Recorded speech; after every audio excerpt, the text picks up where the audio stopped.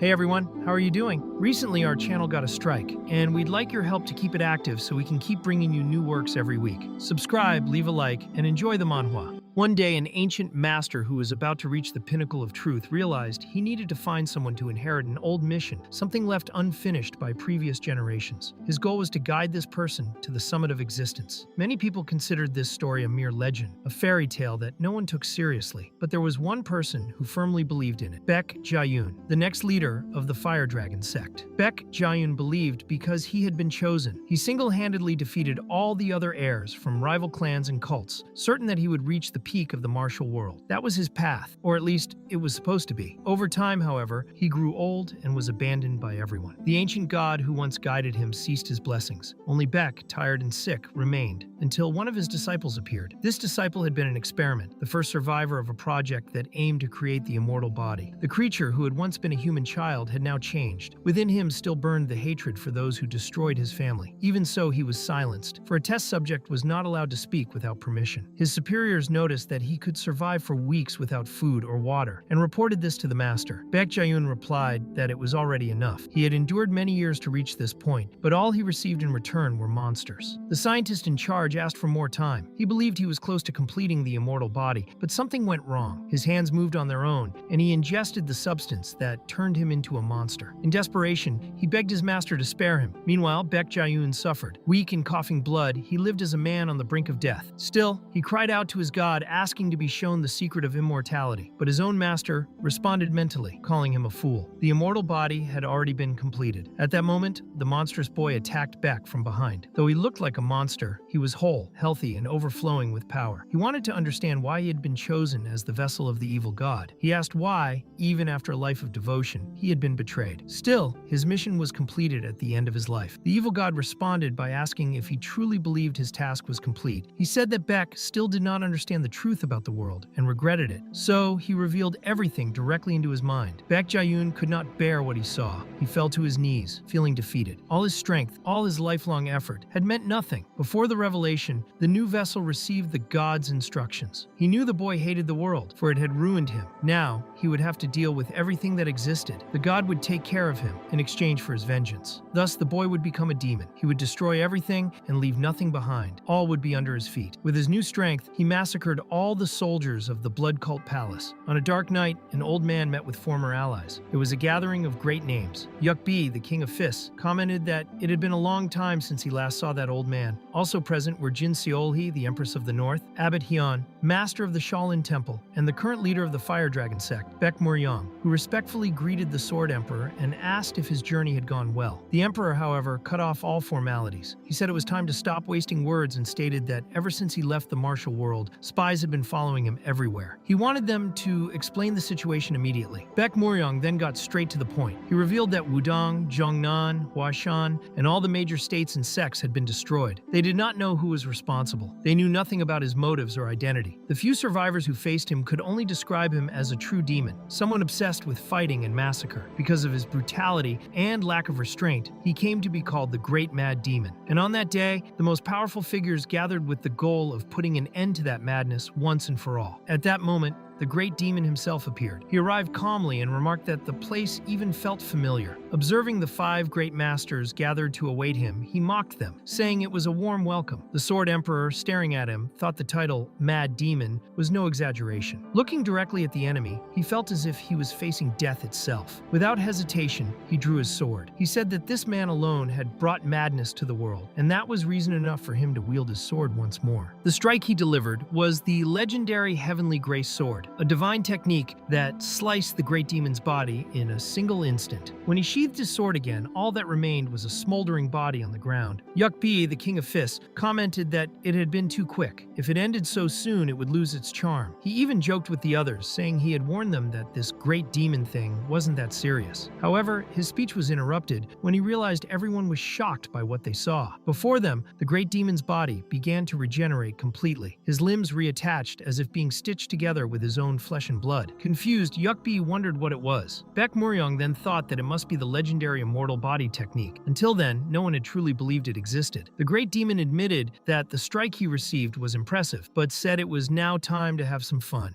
When Yukbi noticed that the Sword Emperor was still standing next to the enemy, he shouted for him to move away. But the Great Demon replied that he had already dealt with him. Moments later, the Sword Emperor collapsed face down. A deep slash across his abdomen had completely defeated him. The Great Demon then looked at the others and asked who would be next. Jin Seolhee, the Empress of the North, urged calm. She asked whether Baek Muryong, as the leader of the Fire Dragon sect, knew anything about the situation. Muryong replied that he was not sure, but he had read something similar in an ancient martial arts manual. The death of the Sword Emperor filled Yukbi with rage. Although everyone told him to stay calm, it was no use. Driven by anger and pain, he charged at the enemy with all his strength, attempting to crush him with a devastating strike. The impact was so violent that the explosion pierced through the palace walls. It was a punch powerful enough to destroy an entire city. However, the Great Demon remained unharmed. Worse yet, his power seemed to grow even stronger. With a cruel smile, he began pressuring Yukbi, admitting that his martial art was effective, but that it was now his turn to return the favor. The Great Demon used the exact same technique as Yukbi, the exploding storm, against him. But before it could become fatal, someone intervened. Abbot Hyun, master of the Shaolin Temple, appeared to protect him. From the impact, he lost half of his left arm, but managed to prevent Yukbi's death. Observing this, the Great Demon mocked his arrogance. He said that for someone who claimed this would be nothing, he sure was suffering a lot. Yukbi, visibly shaken, apologized to the monk. But Abbot Hyun replied that there was no need. If Yukbi had not acted at that moment, the Great Demon would have reached Abbot Hyun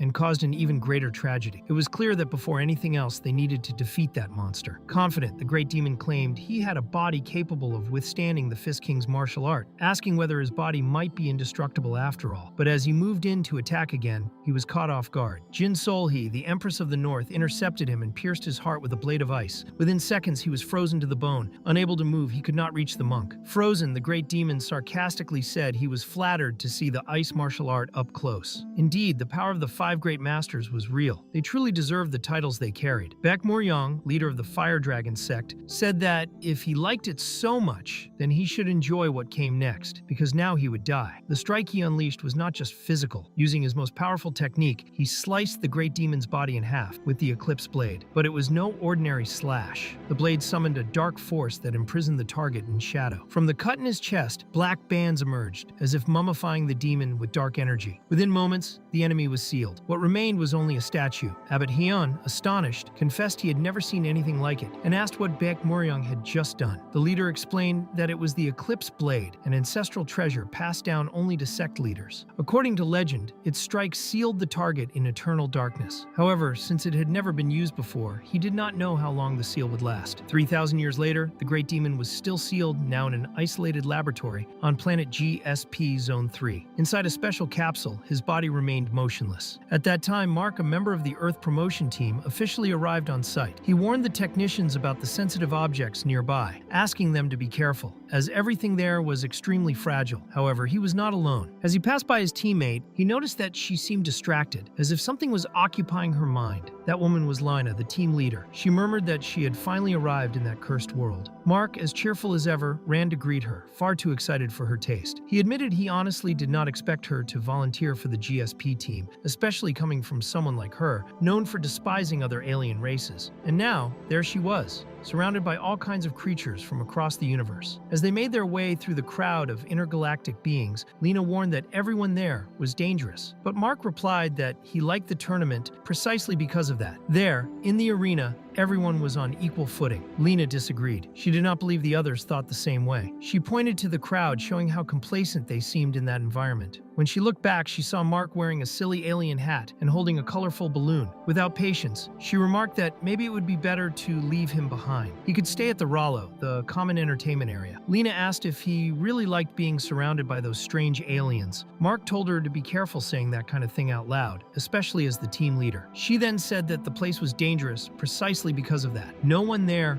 was the same. Not even a rookie like him could ignore that truth. At last, they arrived at their destination, the GSP Tournament Arena, the place where the balance of power between civilizations was tested. The official announcer of the event welcomed all viewers who had come from the farthest corners of the universe to witness that spectacle. It was the Grand Festival, held every 100 years, a tournament that offered the chance to raise the level of an entire civilization. Mark, curious, asked if all that speech Lina gave was just an excuse to watch the tournament, but she replied that it was not quite like that. She had been sent to analyze and uncover the weaknesses of the enemies, and now she was there with that clear objective. The announcer then declared that on the left side of the arena stood the competitor whose civilization ranked 972. He was the representative of the Ifrit civilization, and his name was Agni. On the opposite side, facing him, were the representatives of the Piglo civilization, whose warrior was Panon, from the civilization ranked 9,630. Meanwhile, in the grand exhibition hall where all the rare earth artifacts were being displayed, some people were unpacking the objects. One of them noticed something strange. There was a noise coming from inside one of the crates, and cracks began to form. Another dismissed it, saying he was going crazy. However, at that moment, one of the great demon's eyes, which had been sealed, finally broke free. The eye began to move, silently and menacingly observing the surroundings. It was then explained that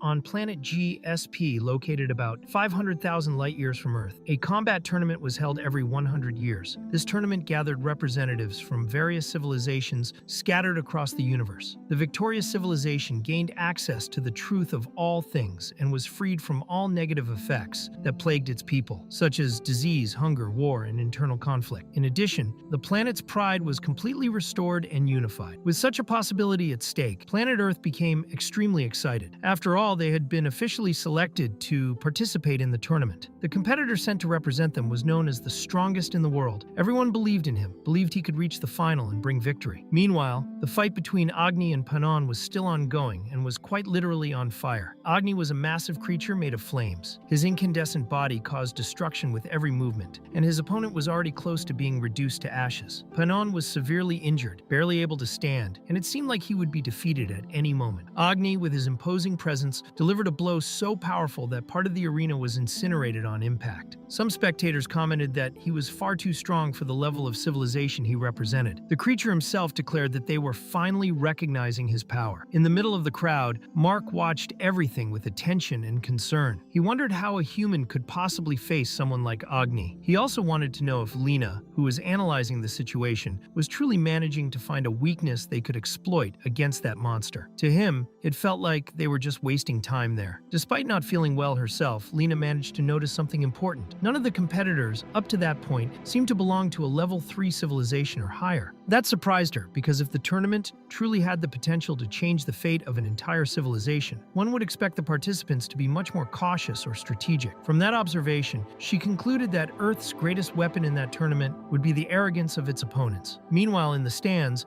a little girl from the Piglo race was desperately cheering for Pano. She cried and begged him not to lose. The despair on her face was evident. Mark thought sadly that they had been very unlucky in the match draw. Panon's opponent seemed to come from a rank 3 civilization, which made the fight completely one-sided. Next to the girl, a young boy mocked the situation, saying they should just finish off that trash. The little girl, crying, asked him not to speak like that. The drunken boy arrogantly replied that such a reaction was expected from an inferior race, even criticizing her manners. Mark tried to de-escalate the situation and asked them to leave before they got caught up in a fight that wasn't theirs. However, at that moment, the little drunk boy became enraged at what he considered an insult and transformed completely. His body grew to an absurd size, nearly 20 times bigger. He gained enormous muscles and a threatening aura. This was the true form of Mr. Pick, representative of the Pixies civilization. Lena, observing the scene, criticized his behavior. She thought it was outrageous for someone so powerful to use his transformation to intimidate a child. She questioned why he acted with such arrogance if he came from a more advanced civilization. His behavior only proved that he remained an idiot despite all that strength. Pick, on the other hand, mocked the situation. He said they must be handing out drugs to the other spectators because there was no way someone as small as him should be speaking to him that way. Mark, uncomfortable, made it clear that he was not part of the discussion. He hadn't said anything and preferred to stay out of it. Lena was furious. She said he was just an arrogant failure. The situation worsened by the second. Pick stepped toward the stands, stomping so hard that the ground shook. Amid the tension, Mark, the team leader, insisted that everyone leave the area immediately. The leader looked back and questioned what kind of subordinate would abandon her commander at a time like that. But Mr. Pick was already approaching, aiming a punch at the group in an attempt to crush them all at once. However, a patrol drone appeared and ordered him to stop immediately. Lena calmly explained that that it was a security drone responsible for maintaining order inside the arena. According to the rules, no one was allowed to attack or behave aggressively unless they were in an official match. The drone then asked if that Pixies had caused any direct damage. Lena responded that he hadn't hurt anyone, but he was definitely showing off, completely drunk, trying to intimidate them and exhibiting dangerous behavior. The drone asked again if that was true. Faced with the situation, Lena firmly confirmed, saying that he had approached with the intention of attacking and that everyone present had witnessed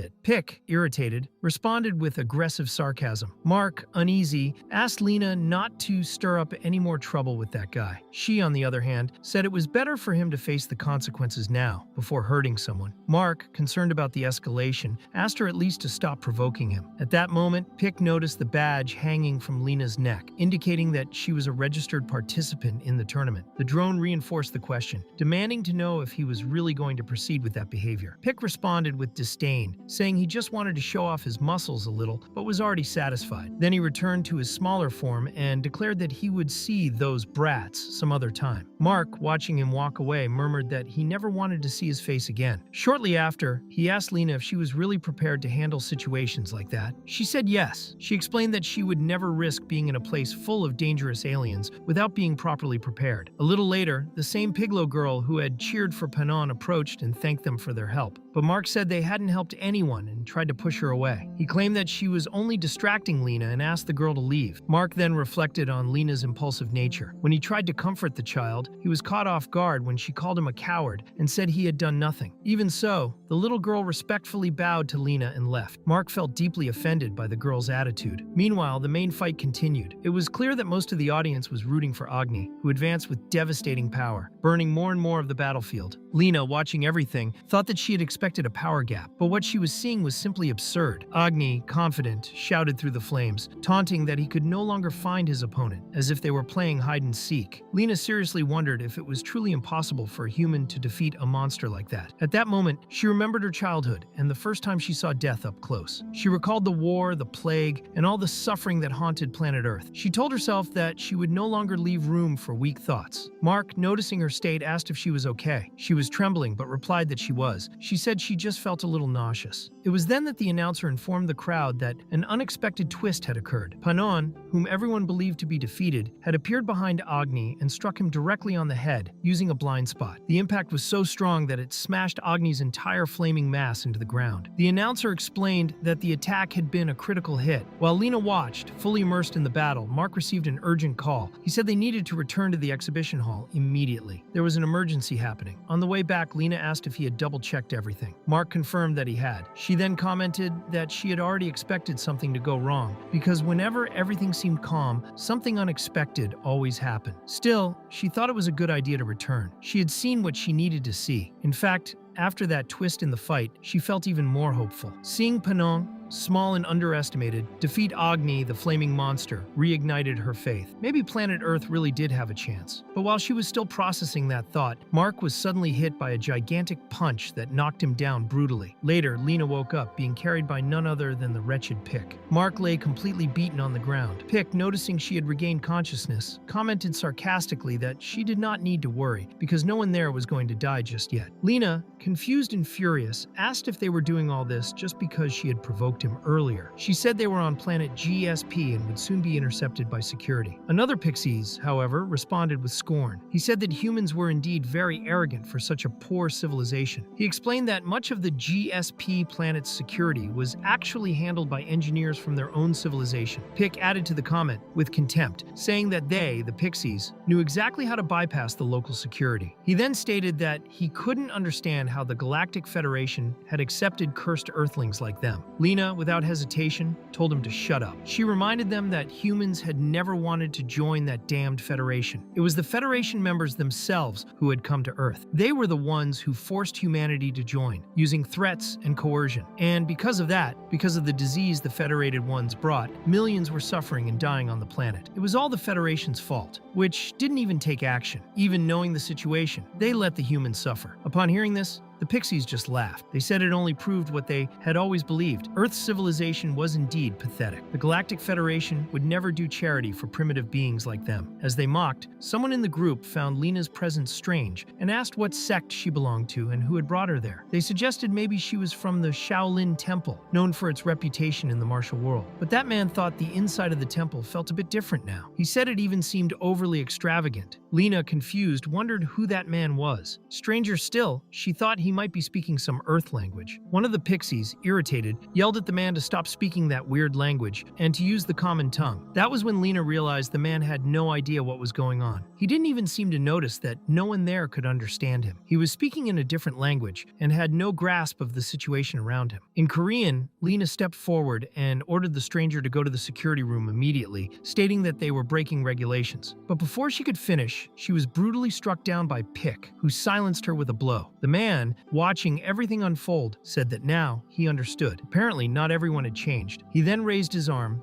and used a devastating technique. The first thing he did was unleash an explosive storm that completely disintegrated the upper body of the pixies who had been holding Lena. The stranger looked at her and murmured that at least she seemed to understand what he was saying. He told her he had many questions to ask. Then he warned her if she tried to run for any reason, she would be dead. Lena, still trying to make sense of the situation, asked what kind of questions he had for her. More than that, she wanted to know how he was so strong, but the man complained that she was speaking another language and asked her to use his. He explained that if she wanted to survive, she would first need to explain where they were. In Korean, Lena replied that they were in the promotional building Z. The man became confused. He asked if that place wasn't the Shaolin Temple. As he spoke, he stepped on Pick's head, who was already unconscious. Lena could hardly believe what she was seeing. The man continued to speak aloud, reflecting. He said that, actually, it made sense that the place wasn't the temple, since it was far too noisy. It was very different from the silent atmosphere typical of the bald monk's temple. Lena, still shaken, asked who he was. But instead of backing away, she began to observe him carefully, showing no fear. In truth, she was curious. She looked at him from the front, then from behind. She analyzed his posture and even touched his skin, gently squeezing his arm. She commented that he didn't seem to be wearing any kind of equipment. He was just a regular human like her. But she still couldn't understand what had caused that absurd explosion. The man, surprised by the touch, asked if she was mocking him. But Lena, with total composure, simply withdrew her hand and asked what his identity was and which faction he belonged to. He was confused and asked how she did not know who he was. He asked if she did not recognize him. He thought he was a well-known figure. She replied honestly that she had no idea. She asked if he was some kind of celebrity. But before the conversation could continue, something caught Lena's attention. She had to warn the stranger immediately. One of the enemies, one of the pixies who was with Pick, was approaching. With a threatening tone, he was already asking how that man dared to raise his hand against his kind. The demon watched the enemy trying to attack him with a massive punch, but he dodged it with a simple tap, as if it was nothing. He said the other one only talked nonsense and then drove his fist into the creature's stomach. After that, he released an energy blast that sent the opponent flying. Lena was surprised. Had he really blocked that strike with just a tap? The demon asked if she still did not know who he was. Lena began to suspect that he must be someone important, given how much strength he had shown. She apologized, explaining that she had been traveling to other planets and did not spend much time on Earth. The demon, confused, asked what she meant by Earth and why she was talking about other planets. Lena tried to justify herself, saying she had been involved in work outside of Earth. At that moment, Mark woke up, still injured, trying to understand what was going on. Lena was relieved to see him awake. The demon, on the other hand, started getting irritated by the number of weak people showing up. Mark tried to figure out who that guy was. Lena also did not know for sure, though the name sounded familiar. Both admitted they had no idea who he really was. She thanked the demon for saving her, but made it clear it would be hard to cooperate if he did not reveal his identity. Faced with this, the demon decided to introduce himself as Ma Jinwal, the great demon responsible for the destruction of 4 sects. Even so, Mark thought he was just being delusional, while Lena, after thinking for a moment, remembered that she might have heard that name before. Suddenly, one of the pixies got up, furious at having been defeated by an earthling. Mark understood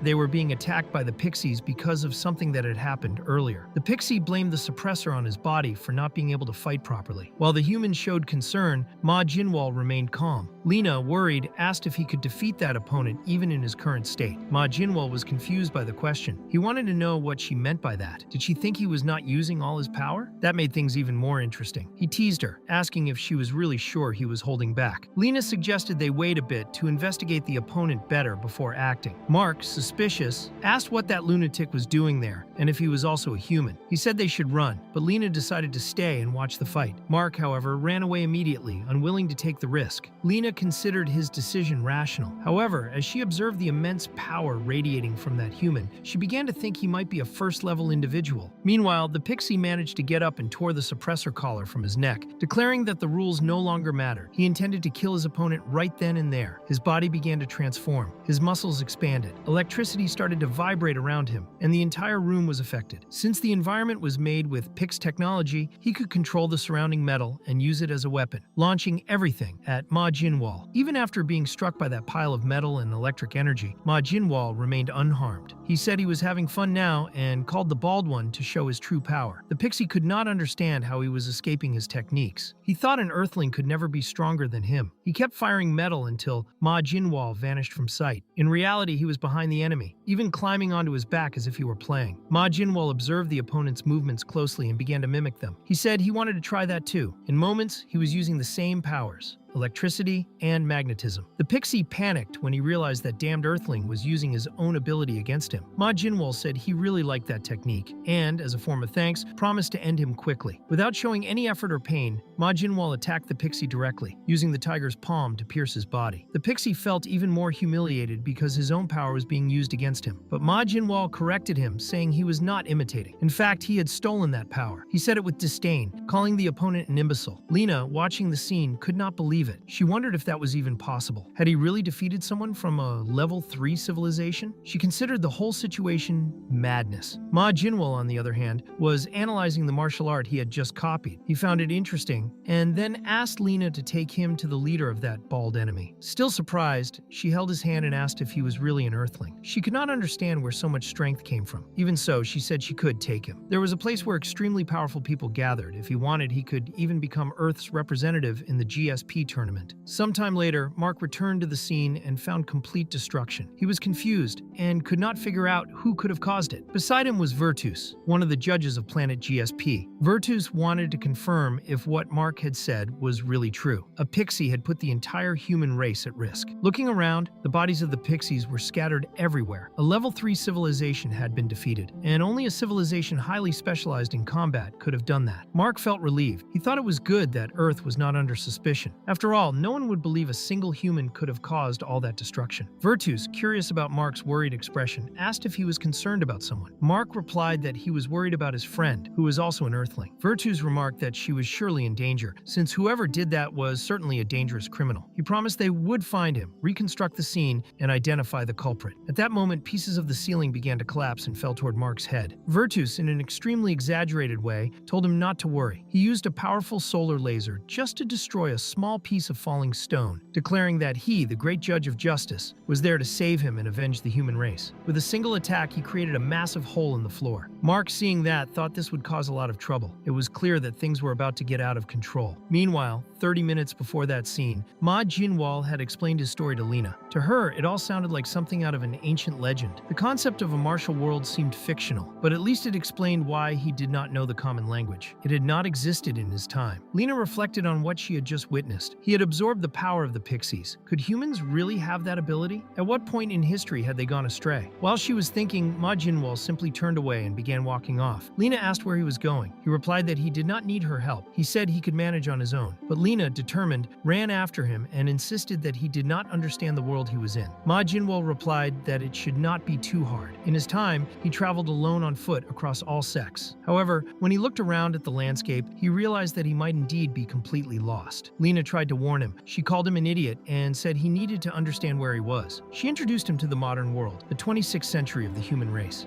It was the era of space exploration. She explained that all those around him were not humans but aliens from other planets and universes. Ma Jinwoo, still trying to understand his surroundings, asked what was so special about interacting with these strange creatures. Lena patiently asked where he would place humans in a comparative ranking with those beings. Now wearing a new shirt, and even with his hair combed, he began to reflect on it, still unsure of how many of these creatures existed. Lena explained that there are about 20,000 civilizations spread across the universe. Within this this vast cosmic chain, humanity holds the lowest position. When Jinwoo heard that, he was surprised. He had just defeated a group of enemies and wanted to know if those he had faced belonged to a civilization superior to his. Lena confirmed they did. Even if he was right, she warned him to be careful saying that aloud. Civilizations are organized into 5 levels. Humans belong to level 1, and even within that level, are among the weakest. Jinwoo dismissed the concept of ranking, saying it was a waste of time. To him, the important thing was to gain power, not worry about classifications. Lena repeated her earlier suggestion. She knew that what he truly wanted was to face stronger enemies. He agreed, albeit indirectly. Then she explained that, at that very moment, a rare tournament was taking place, one that only happens every 100 years. If he missed this opportunity, he would have to wait another century. All civilizations wanted to join, and that meant many powerful opponents would be gathered. When Lena tried to convince him once again, Jinwoo pushed her hand away and asked if she was trying to force him to fight. She denied it, saying she was only repeating what he himself seemed to imply through his actions. Jinwoo, irritated, told her to shut up. He called her ridiculous and said it was absurd that she thought she could order him around just because they had exchanged a few words. To him, that was insulting. Lena, embarrassed, apologized immediately. She said she had not meant to offend him. Even so, she insisted that if they performed well in the tournament, they could change the fate of all humanity. Jinwoo, uninterested, replied that he saw no value in climbing the ranks of a space tournament, but Lena insisted it was crucial. She explained that to move up in the civilization classification, all it took was good results in that tournament. The levels are defined based on the power of the cosmos, a vital energy that structures all of existence. All supernatural powers that defy the laws of reality exist only because they are connected to this cosmic energy. Little by little, Jinwoo began to understand. If he wanted to access that kind of power, he would need to level up. However, current Earthlings had no way of winning the tournament. That was why Lena hoped Jinwoo would fight for them. She explained that the benefits of moving up a level were not limited to cosmic powers. The greatest gain was something even more valuable: enlightenment, a profound knowledge that no battle or lifetime of effort could ever reach. Curious, Jinwoo wanted to understand what she meant by enlightenment. Lena explained that all knowledge accumulated by humanity so far, even what seemed to be the result of centuries of progress, was nothing more than a crumb compared to the wisdom of the space eras and extraterrestrial knowledge. Earth had only ever accessed a tiny fraction of that information, which is continuously transmitted by a colossal intelligence that inhabits the universe. This knowledge is controlled and monopolized by level 5 civilizations, who use it however they please to maintain absolute dominance over the lower ones. Jinwoo, increasingly skeptical, said it all sounded like a selfish excuse from Lena, who just wanted to use his strength for her own interests. She firmly denied it, saying what she proposed was for the good of all humanity. Still, Jinwoo was direct. He said she should find someone else who shared that vision. He was not the type to risk his life for others. Before he could leave, Virtus appeared. Without giving any chance to react, he disintegrated Jinwoo with the power of a star and declared that the execution was complete. To him, it was unthinkable that such a weak civilization could have caused so much disruption. Lena, completely devastated, did not know what to do. But Virtus, merciless, said that for her direct involvement as an accomplice, she would also be executed. Amid the chaos, Jinwoo regenerated. His body reassembled itself from flesh and blood. He stood up furious and asked who Virtus thought he was to leave him in that state. He called him a bastard and told him to stand still, calling him a pile of trash. Meanwhile, in a far-off corner of the universe, on Street C, Sector 3 of planet GCSP, a little girl named Mala excitedly told everyone that she had been helped by an Earthling. Grog, curious, asked if they had fought a Pixies. He said that if it were true, then Earthlings really were as brave as people said. Kulak commented that they owed them one. Shortly after, they all reunited with Panon. Mala ran up and hugged him tightly, and Grog asked if he was okay after everything that had happened. Panon replied that he was in great shape, but wanted to know what the hell was going on further ahead. In the distance, a crowd was surrounding a burning area, saying that Judge Virtus was fighting someone. He was trying to deal with the Earthling who had killed a Pixies. Kulak found that combination strangely familiar. As he listened, Mala approached Panon and made a quiet request. At the same time, the battle between the judge and the great demon was causing everything around them to collapse. After burying Virtus, Jinwoo mocked him, saying that was what happened when you exploded someone's body. However, the judge had not been defeated. He retaliated with fury, melting all the metal that covered him. He was surprised to see that Jinwoo had managed to absorb the cosmic power of the Pixies, seeming even more dangerous than expected. Virtus asked how that was possible, and Jinwoo, out of patience, replied with sarcasm, saying it was too late for regrets. Then he unleashed a technique called Earth-Splitting Kick. While most people were evacuating the area, Lena stayed behind. She wanted to see that battle through to the end. But suddenly, someone grabbed her from behind. It was Panon himself, who told her to stay quiet because he was there to save her. Lena wondered if they were only helping her because of Mala. Panon also asked why they were still there, but no one answered. The mission was to get the girl and leave as quickly as possible. Grog said that Mala was already with Kulak and told them to hurry. Lena, confused, asked why they were taking her. Panon replied that it was a repayment. The civilization of Piglo valued that kind of gratitude. Then everyone started running, carrying Lena. Panon warned that the Earthlings needed to flee GSP immediately because if the judge started targeting all the humans there would be no salvation for humanity. Virtus easily blocked Jinwol's next strike, preparing a catastrophic explosion. But the demon appeared behind the judge. However, Virtus also had a hidden card. A concealed hand fired a powerful laser that scorched Jinwol, splitting him in half. Lena, upon seeing this, screamed and begged them to let her go. She said that if they were going to save someone, they should save Jinwol, not her. Grog responded that it was impossible to defeat a monster like that.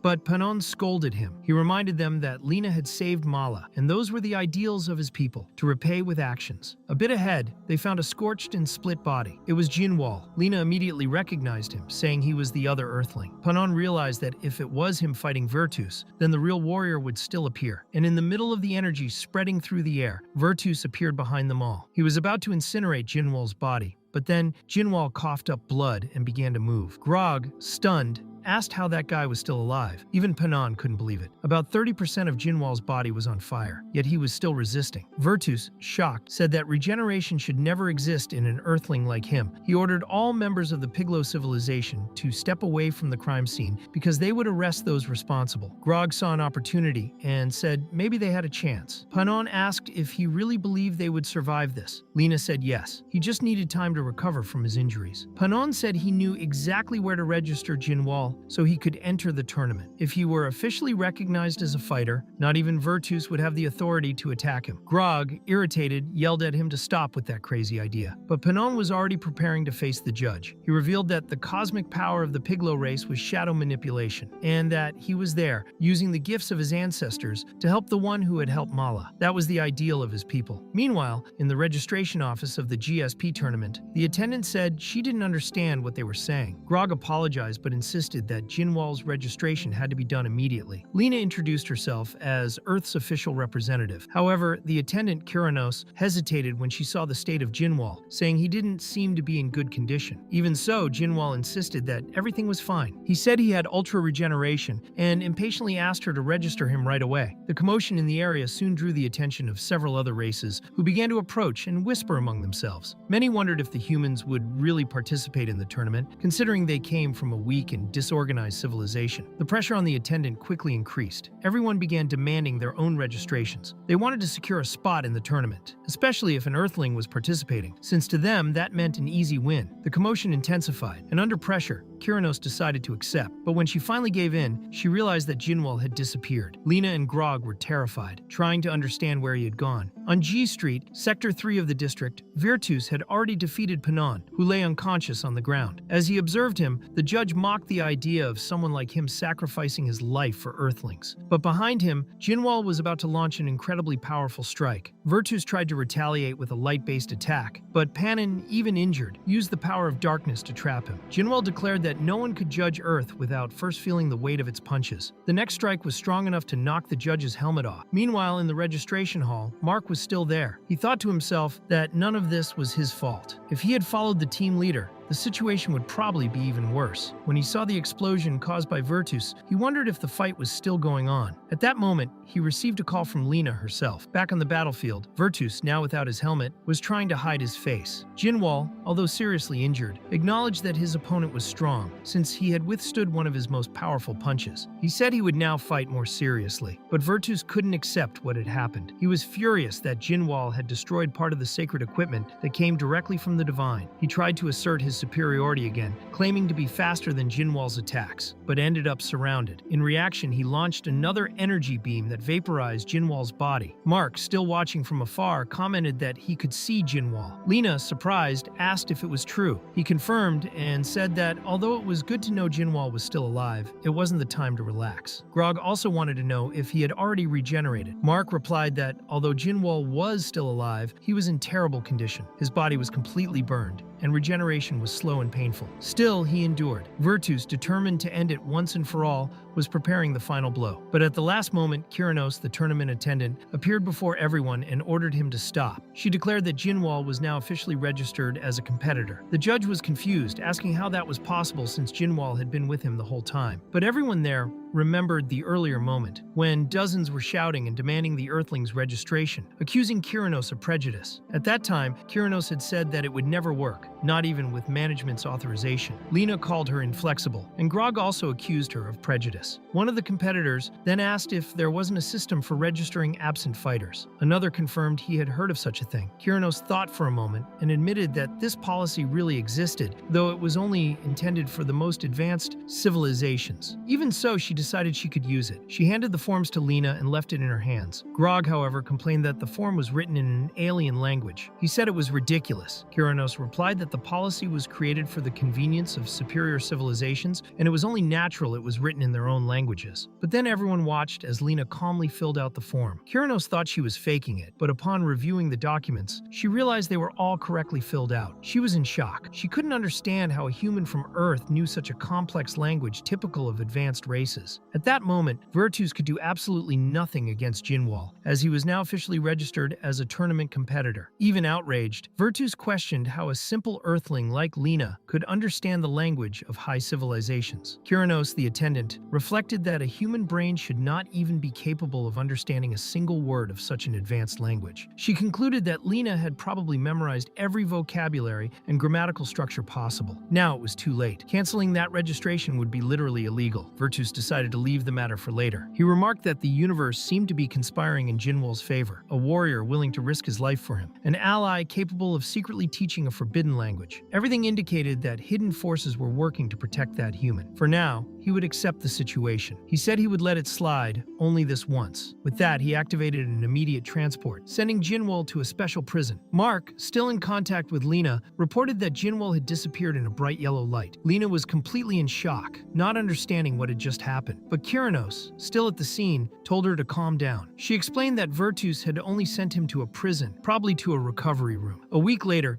Jinwoo was still inside a regeneration capsule. His body remained in critical condition. His abdomen and left leg had not yet been restored. Mark, while observing, doubted anyone in that state could compete. He asked Lena if she really believed in that, but Lena firmly replied that she knew he would recover in time. At that moment, a new figure entered the room. It was Clarice Ive, commander of Earth's team. He said Lena had been insisting on the same idea for a long time. To him, Jinwoo looked like just a young man clinging to life, weakened. He declared that he had placed too much trust in her decisions, but now he would follow the original plan. The tournament would begin in 2 days. Lena asked for more time, but before she could continue, another young man appeared. He spoke with confidence, telling everyone to trust him. This was Marcel Blede, the most powerful man on Earth. Lena watched him closely and with hope, silently asking Jinwoo to wake up. Clarice told her not to worry. He affirmed that Marcel was indeed the strongest on Earth, personally chosen by him, and that the suit Marcel wore represented the pinnacle of humanity's knowledge. After that battle, no one would dare underestimate the humans anymore. At that moment, the system presented the next threat. Earth's opponent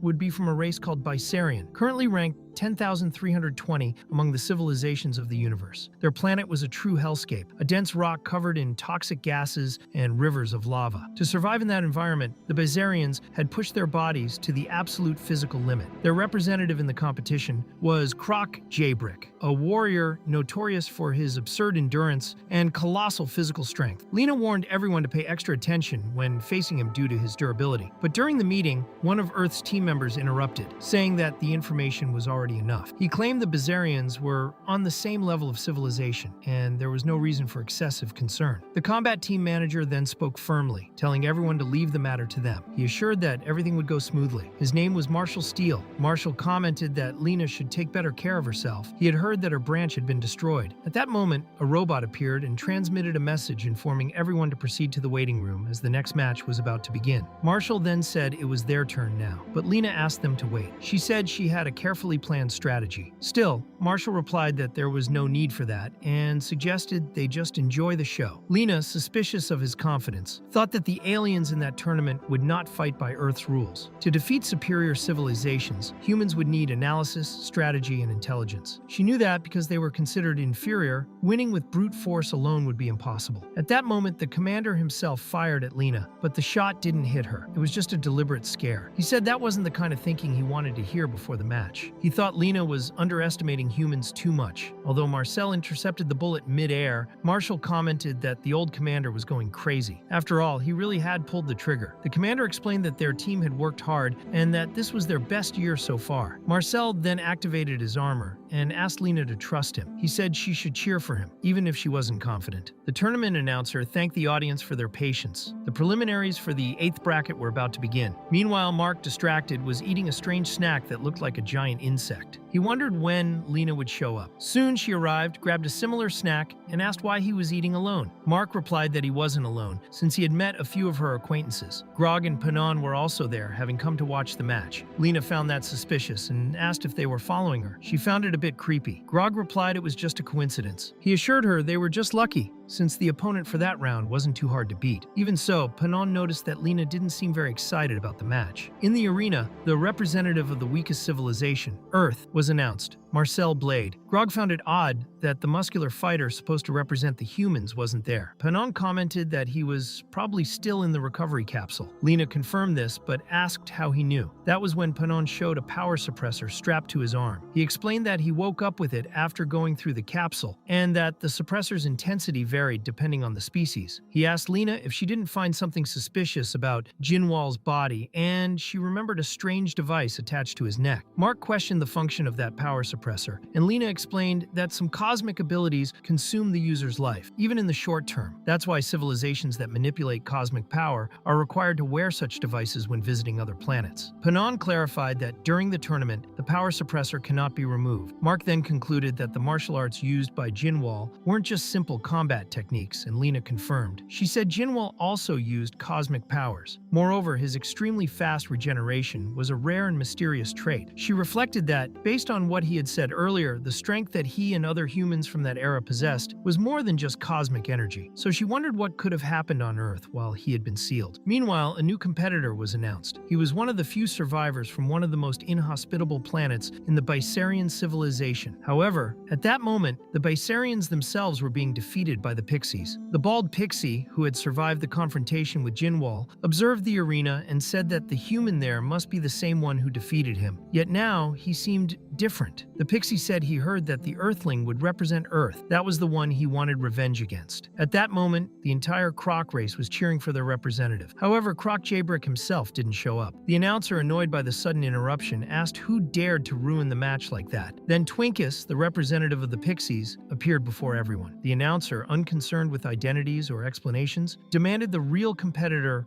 return immediately. But Twinkus made it clear that Croc would no longer participate. Instead, he suggested taking his place. This caused an uproar among the Bizarians, who were furious at the suggestion. The announcer, however, told everyone to shut up and warned that the small representative should choose his next words carefully. Twinkus then got straight to the point. He stated that the opponent had not yet been fully punished. According to him, that Earthling was responsible for the death of one of the Pixies' allies. Pate, shocked by the accusation, couldn't believe that a mere Earthling had killed a Pixie. To many, that seemed absurd. Others began to reconsider, thinking maybe they were underestimating the humans. Maybe they were stronger than they appeared. Twinkus explained that the Earthling exploited a weakness of his race to cause the death. Now, he wanted a chance to avenge his ally with his own hands. Mark, concerned, asked Lena if all of this wasn't just a big misunderstanding, but she reassured him, saying that the announcer would certainly not allow it. Yet, to everyone's surprise, the announcer did accept. In fact, he thought it would make for a great show. Lena thought it was all absurd. Amid the confusion, another Bazarian asked what would happen to his own race. The next moment, his head exploded. Mark, alarmed, told Lena to duck that cursed head because something strange was going on. The announcer, fed up with more delays, said the match had already taken too long to start, and it was time to stop stalling. Meanwhile, Marcel was dizzy, feeling something strange inside his own mind. The announcer declared that this would be a great match. On one side, a killer. On the other, a warrior avenging his race. Now the entire crowd turned against Marcel, calling him a murderer. The word echoed over and over, creating a hostile atmosphere around him. Lena, outraged, went to the commander and said this had already gone too far. They needed to protest to the tournament committee. The commander, confused, asked what exactly she wanted to contest. Lena explained that there was a competitor in the arena who should not be there. They were calling Marcel a killer, and the announcer was letting it happen. It was a clear violation of the tournament's rules, but the commander didn't see how that changed anything. After all, the narrator was the owner of the tournament. He could do whatever he wanted. He was one of the 6 gods of the universe. His name was Insapien Leviathan. relied on. The commander then asked who, after all, could stop the decision of a god. Lena, frustrated, realized that the rules of the tournament were never meant to be followed. Faced with that, she decided she would play dirty too. Meanwhile, Marcel started getting hit by cans and booed by everyone. Not understanding, he asked what he had done to make the crowd's mood shift so quickly. He also asked who that new opponent was, since it wasn't the same one from the morning briefing. Even so, he concluded that none of it mattered. His goal hadn't changed, so he rushed toward Twinkus, trying to land a punch. Despite the speed, Twinkus managed to dodge. Marcel commented that the opponent had good reflexes, but the fight was just beginning. He started to use the technology of his own suit, which included various turbines. With them, he could move extremely fast and fly through the air at different angles. Grog remarked that maybe that Earthling wasn't as bad as he seemed, but Penon, very serious, remained silent, observing every detail of the battle. Then Marcel launched a super punch with his suit. The impact was so strong that Twinkus was thrown far away in a massive explosion. Many believed the fight was over at that moment, but the commander wasn't so easily convinced. In fact, he was worried about Marcel. He remembered when they first met, during an impossible mission. At that time, it was just the two of them against all the criminals. During that past mission, the commander was badly injured and looked like he was about to sacrifice himself to distract the enemies and give Marcel a chance to escape with an important message. However, Marcel refused that idea. He fired a shot to distract the enemies, took responsibility for the situation, and told the commander he would handle it himself. After many gunshots, hand-to-hand fights, and intense combat, Marcel returned, carrying the bodies of the criminals. He declared that they would return to headquarters together. That was exactly why the commander chose him as his representative. Back in the arena, Twinkus was still standing. In fact, he looked completely unharmed. Marcel acknowledged his impressive endurance and decided to use another trick. However, in the blink of an eye, Marcel's left arm was ripped off and thrown away like a piece of meat. He screamed in pain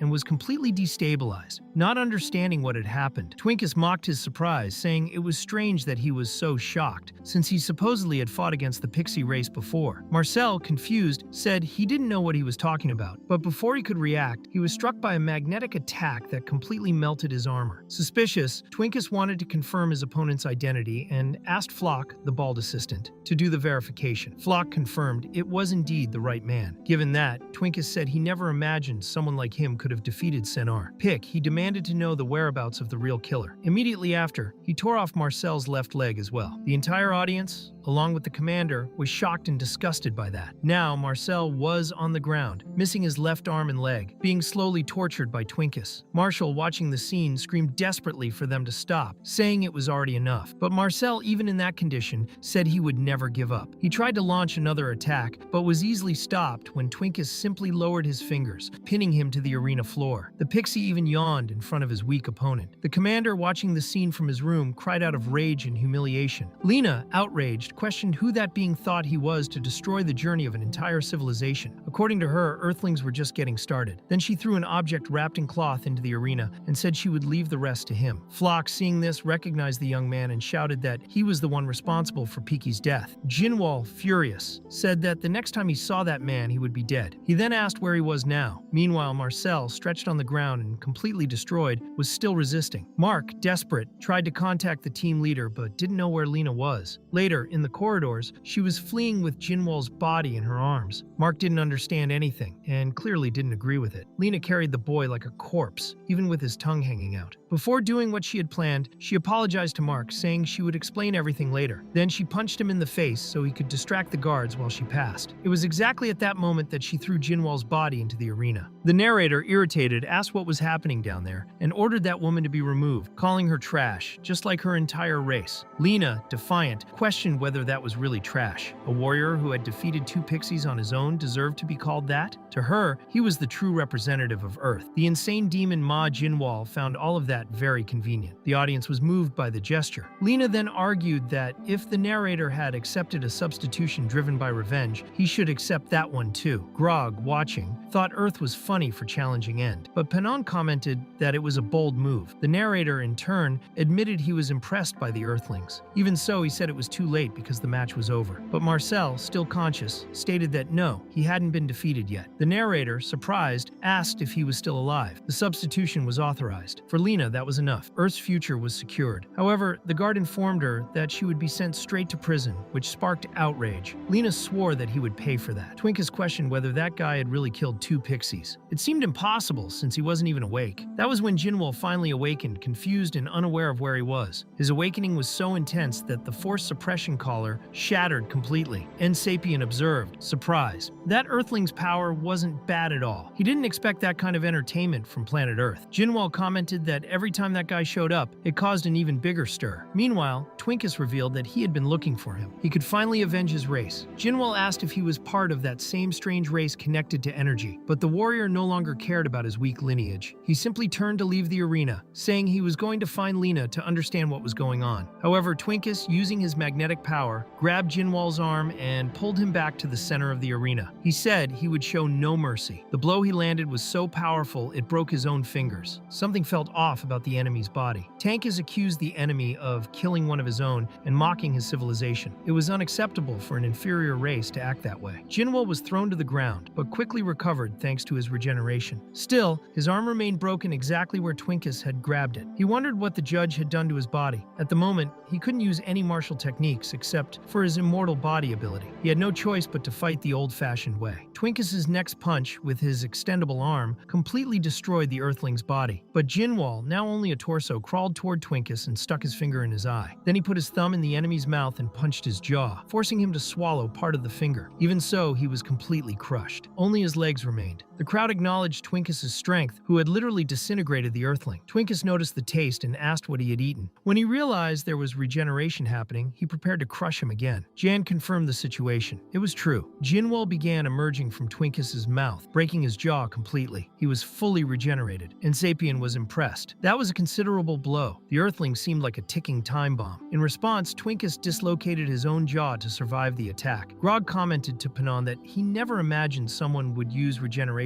offensively. If he landed 1 or 2 more hits, it would be over. Even Panon was surprised. A woman behind them spoke to Panon, observing that he wasn't as smart as he was strong. According to her, it was impossible for that Earthling to win. That had been his only chance. Grog was puzzled by the woman's presence beside them so casually. She calmly replied, asking him not to be so cold. She introduced herself as Ackerman, from the civilization of the Star Euphoria, a space journalist. She said she became interested in Panon after he defeated Wagner, and especially after he blocked an attack from the invincible Virtus. Panon grew tense, asking how many people knew he was involved in that fight. Ackerman assured him it wasn't many, but that she had her ways. After all, she was a journalist. He wanted to know if the Earthling really had no chance. After all, he had faced Virtus. Ackerman agreed that surviving Virtus was an incredible feat, but she emphasized that if not for his extreme regeneration, he would have died. In her view, he was more of a combat beast than a true warrior. Grog argued that the Earthling possessed abilities nearing those of a third-level civilization, or higher. Even so, Ackerman insisted they were overestimating the civilization rankings too much. Superior civilizations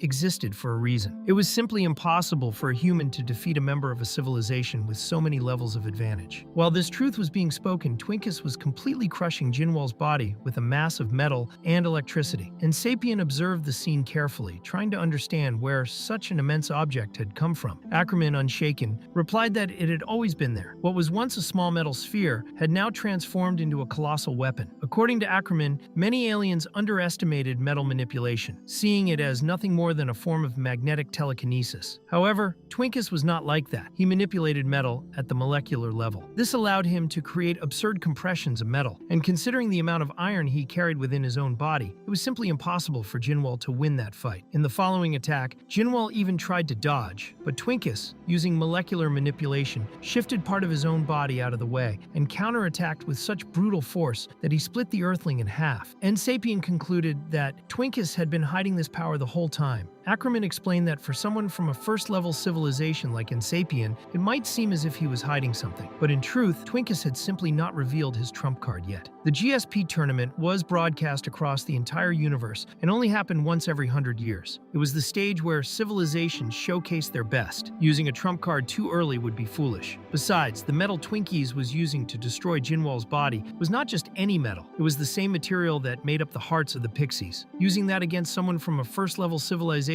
was, in fact, considered humiliating, yet he was doing it. Ackerman explained the origin of that metal. The Pixies were known as the greatest iron artisans in the universe. All of them were born with a few hundred grams of iron in their bodies. By the 6th month of life, that iron would solidify and be expelled in a traditional process called iron ejection. The material expelled during this process was known as soul steel. Despite its low durability and limited practical use, the steel was preserved as part of each Pixie's identity. However, a few years ago, the Galactic Federation emerged. It reorganized the balance of power. The Pixie civilization, known for its peaceful nature, was massacred in the first round of the GSP tournament. Before the entire galaxy, they were mocked, and their reputation was destroyed. Their planet was plundered. Unable to watch his people suffer any longer, the king initiated an unthinkable experiment. Although Ackerman sarcastically pointed out how odd it was that an entire planet had just one king, the story continued. The experiment involved forcing newborns to consume metal during the first 6 months of life. The intention was to create stronger soul steel. However, 70% of the children died from being unable to eject the metal from their bodies. The resulting internal circulation failure caused the steel formed to be even weaker. Despite that, 1% of the children survived. Among them was Prince Twinkus, the king's son. He endured the iron ejection trial and became the master of eternal steel. He became the pride of the kingdom. However, even with all the fame, Twinkus was still just a child. One seemingly ordinary day in the royal palace of the Pixies, rumors began to spread. One of the guards said that Prince Twinkus had never truly passed the real trial. It was suspected that the king had stolen someone else's steel and given it to his son. Another guard was outraged, remembering how many children had died because of the experiment. Twinkus himself overheard the entire conversation and was in shock. That couldn't be true. He had also heard rumors that the steel formed after growth was identical to the proof metal. However, what he saw with his own eyes was a metal of horrible quality. He began to wonder whose eternal steel he had really been using all this time. After that day at the palace, Twinkus found a photo of his former caretaker alongside his family. In the image, there was a child, the caretaker's son. Looking closer, Twinkus recognized the shape of the eternal steel. It was the same as the one he used. At that moment, the caretaker himself entered the room and caught Twinkus holding the picture. Startled, the prince reacted with an involuntary electric discharge, hitting the old man directly. He hadn't meant to do that. He tried to call a doctor, but the caretaker, even injured, asked him to listen before dying. He revealed that his grandson had died due to the side effects of the iron ejection experiment. Around the same time,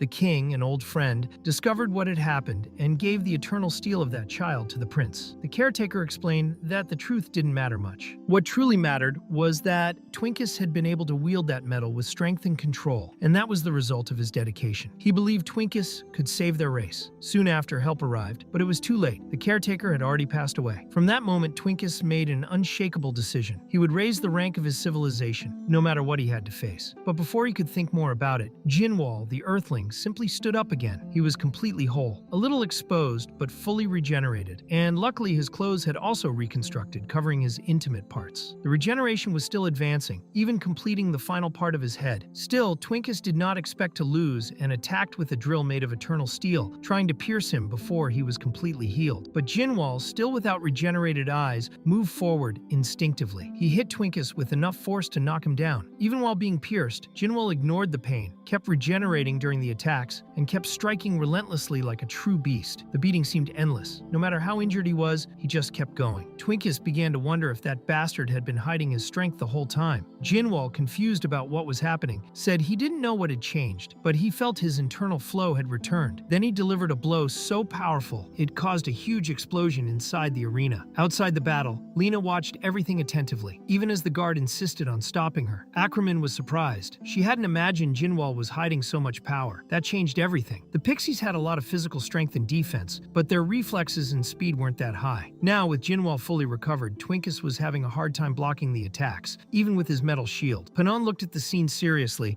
but Ackerman asked him to stop reacting every time she said something. Meanwhile, Jinwal, still with part of his head regenerating and smoke coming off him, continued hitting the shield with fury, asking if all of this was supposed to be taken seriously. Once again, he was pierced by a new drill from Twinkus, now charged with electricity. Even so, Jinwal absorbed part of the electricity and, with brutality, pulled Twinkus out from inside the eternal metal. The impact was so intense glance that Twinkus began to question everything. How had the pride of his civilization been pierced? How had that earthling managed to break through him with his bare hands? Another pixie, watching the fight, noticed that Jinwoo also seemed to be controlling metals. Twinkus couldn't believe it. How could someone from a level 1 civilization have that kind of power? Then he saw what was happening. Jinwoo had borrowed a piece of the arena's barrier and shaped a metal staff from it. Twinkus was outraged. How could an inferior race dare to steal his metal? In response, he activated his final transformation. His body was covered by a complex armor made of electricity and eternal steel. It was his final trump card. But when he delivered the first blow in this new form, Jinwoo simply smiled and said that this was exactly what he wanted. Jinwoo didn't know it was possible to build armor with eternal steel, but now he was facing one, a real armor, dense, full of energy and weight. Even with his body regenerating every second, he was being completely crushed by the punches of the metal brute. He was dismembered, pierced, and struck with brutal force. Yet, even under that impact, Jinwoo kept moving, dodging as best he could, looking for an opening. In the middle of the blows and the blood, he asked himself what to do now. That armor was absurd. It didn't seem like it would be easily pierced by any ordinary attack. But upon seeing it, he remembered something. There was a day in the past when he had tried to ambush the invincible Steel Knight, a legendary figure of the martial world. That day, of course, Jinwoo was easily defeated and beaten mercilessly. The knight declared that he would deal with him as true martial arts demanded. However, in the middle of that punishment, someone appeared and stopped everything. It was the man named Mindal, the owner of the Zanwo armor, one of the 7 great treasures of the martial world. Mindal confronted the knight and asked why he was showing off in front of a child. He questioned why the knight had gotten so nervous at his arrival, because that child was no ordinary child. When the knight attacked, young Jinwoo saw something unbelievable. What Mindal did at that moment was something he never forgot, and now, facing Twinkus's monstrous armor, he decided to use the same strategy. He closed the distance, dodging quickly with minimal and precise movements. He thought he had done well to learn that technique on that day. After all, Mindal defeated the Steel Knight, and Jinwoo years later was the one who killed Mindal. Now he would use his technique to once again overcome the impossible. He focused all his strength and used the martial art he had inherited, the true energy-crushing fist. The impact was massive. It echoed through the entire arena, making even the ground vibrate. Silence took over the place. But Twinkus, even after the blow, said he felt nothing. For him, the attack had been completely useless. However, the truth was different. The blow had not struck the armor from the outside. In the next instant, Twinkus began to cough blood. He was drowning in it. Inside the armor, his body was being destroyed from the inside out. He was completely shattered. Jinwoo, covered in blood, his eyes still burning with energy, explained what had happened. Eternal steel was indeed no ordinary metal. It was a legendary treasure. But in the end, what truly mattered was not the equipment. What mattered was who used it. The robot's automated scan confirmed there was nothing left inside the armor. Twinkus was dead. The match was over. Twinkus had been eliminated. Grog quietly celebrated. He recognized it as the true power of a level 1 civilization. Panon, watching everything, commented that if that other red idiot had been in Jinwoo's place, they would have lost. Meanwhile, Akramine, already walking away through the stadium halls, reflected silently. Approximately 15 billion years had passed since the origin of the universe. Even with all the infinite cosmic energy available to the civilizations, she thought she had seen every possible outcome. But now she could find no information on an Earthling like that. She was beginning to get curious. And Sapien, still at the center of the arena, declared the result. The winner of the 8th round was Madden, representative of Earth. Commander Clarice acknowledged out loud that in the end, leader Timelina had been right. Wapin also commented that it was a historic moment. It was the first time a level 1 civilization had defeated someone from a higher civilization in direct combat. But before the event could end, something unexpected happened. Jinwoo, his body still bleeding and his mind pulsing with adrenaline, used his magnetism. He formed a dagger from the fragments of the eternal steel left behind by Twinkus. With a dark look, he charged at Sapien without hesitation. He spoke in a low voice, full of killing intent, saying that if this was the pinnacle of this damned world, then he only needed to defeat it. Despite his strike using the white smoke technique, Ma Jinwoo was completely obliterated. In an instant, his body became nothing but a pile of bones. Sapien declared it a draw and ordered someone to dispose of the body. Soon after, one of the robots reported that the recently broadcast fight had reached first place in its time slot. The number of viewers had surpassed 800 million. Sapien commented that it had been 900 years since something like that last happened, and proudly said that he had finally become more popular than the others. While one of the subordinates collected the remains of the body, Sapien asked what he was doing. Without hesitation, he disintegrated his own ally right there, stating that that body was the true secret to success. According to him, Ma Jinwoo was the star of the tournament and would be the one to attract the most viewers. Meanwhile, Lena was anxious. else. She had been forbidden from watching the fight and constantly wondered whether Ma Jinwoo had won the battle. She was nervous, unsure of the outcome. At that moment, she was surprised when she was personally summoned by Ensapian, who asked her to retrieve her representative. Lena grew concerned, thinking they had lost, but Ensapian said it was nothing serious. The problem was that her representative couldn't return on his own. He had been reduced to a pile of bones. Ensapian assured her that first aid had been administered and that he should recover soon. When Ma Jinwoo woke up inside the recovery capsule, he was disoriented. He asked himself where he was. Lena, who had fallen asleep on top of him, woke up when she noticed his movement and said she was relieved to see him alive. She commented on how impressive his regeneration ability was. Ma Jinwoo was confused by her presence and wanted to know what those devices around him were. Lena explained that they were tools to help with his recovery, and that, while he wore that collar, he would be considered just another Earthling like all the others. Ma Jinwoo rejected that idea and tried to remove the collar, but Lena told him it was impossible to take it off by force. Trying to stay calm, Ma Jinwoo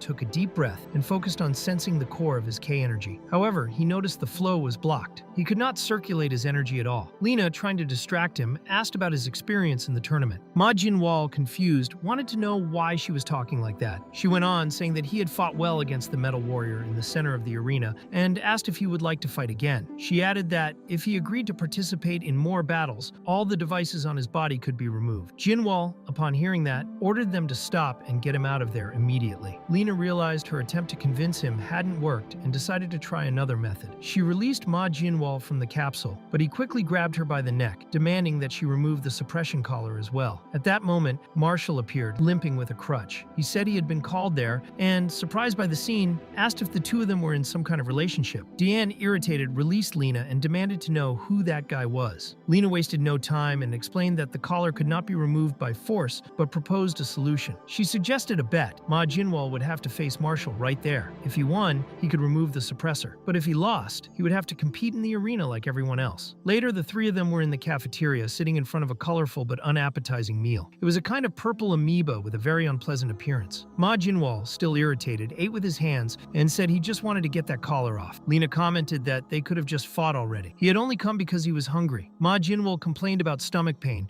saying it felt like he was going to explode. He asked if she felt like that every day. Lena replied that it was like he had never experienced hunger before. Deanne then remarked that it had been so long that he could barely remember what real hunger felt like. Lena, thoughtful, asked if there had been people in the past who simply didn't eat. Ma Jinwoo said that even if it was rare, there were still people better than the weaklings from that time, including those who were there with him. Lena argued back, saying that everyone would see what he was capable of once he faced Marshall later. Ma Jinwoo, surprised, asked if she was talking about that idiot. Lena told him to get ready, since he was just sitting there eating like a lazy brat. Marshall, for his part, claimed he also knew 40 different monster arts and every lethal army technique, but he said it jokingly, as he was missing one or two limbs. Ma Jinwoo replied that even with all his limbs, the result would be the same. The two began arguing right there during the meal, and Lena decided it was better to settle it once and for all. They proceeded to an underground floor, an area reserved for GSP training. Lena explained that in that place, they could fight without interruptions. Ma Jinwoo complained that they could have settled things right there in the restaurant, but understood that Lena wanted to avoid trouble. She commented that the future was no longer a violent era like Jinwoo's, where people fought anywhere. He replied that this was exactly why he considered everyone there a bunch of cowards. Marshall told Lena that he really wanted to help Earth, but he felt that something about this was wrong. He knew that Ma Jinwoo had defeated Twinkisis even while wearing the suppressor collar. He did not believe he had any real chance against him in his current state. Lena, however, assured him that everything was already prepared and asked Ma Jinwoo to take his place in the arena, as she still needed to discuss some details with Marshall. Ma Jinwoo, confident, said that weakling would never be able to face him without help. Meanwhile, Lena was showing Marshall her new leg prosthesis. It was a modern model, comfortable and specially adapted for martial arts. Marshall immediately recognized it as technology produced on the planet Artenis. When he asked how much it cost, Lena said she had used her own savings along with Mark's, although she had never consulted him about it. In the end, Mark lost all his money. Marshall, grateful, promised that he would repay it with his life. On the other side, Ma Jinwoo was already getting impatient. He asked what the hell was going on and why they had not started yet. Marshall, determined, took off his coat and set aside beside his crutch, ready for battle. Before the fight, Lena still had a quick conversation with him. When they finally stood face to face, Ma Jinwoo taunted him, saying that little toy leg would not save him. But Marshall firmly replied that the prosthesis was enough to kick his ass. Lena, a bit nervous, said he should not get too confident. Ma Jinwoo, in turn, said he was not being arrogant but realistic, and launched his attack. The next strike was slow. Marshall easily dodged all the movements and landed a direct kick to Ma Jinwoo's face, knocking him down with a single blow. He himself was surprised and wondered if that had really worked. Before the fight, Lena had already explained to Marshall why he would win easily. In that state,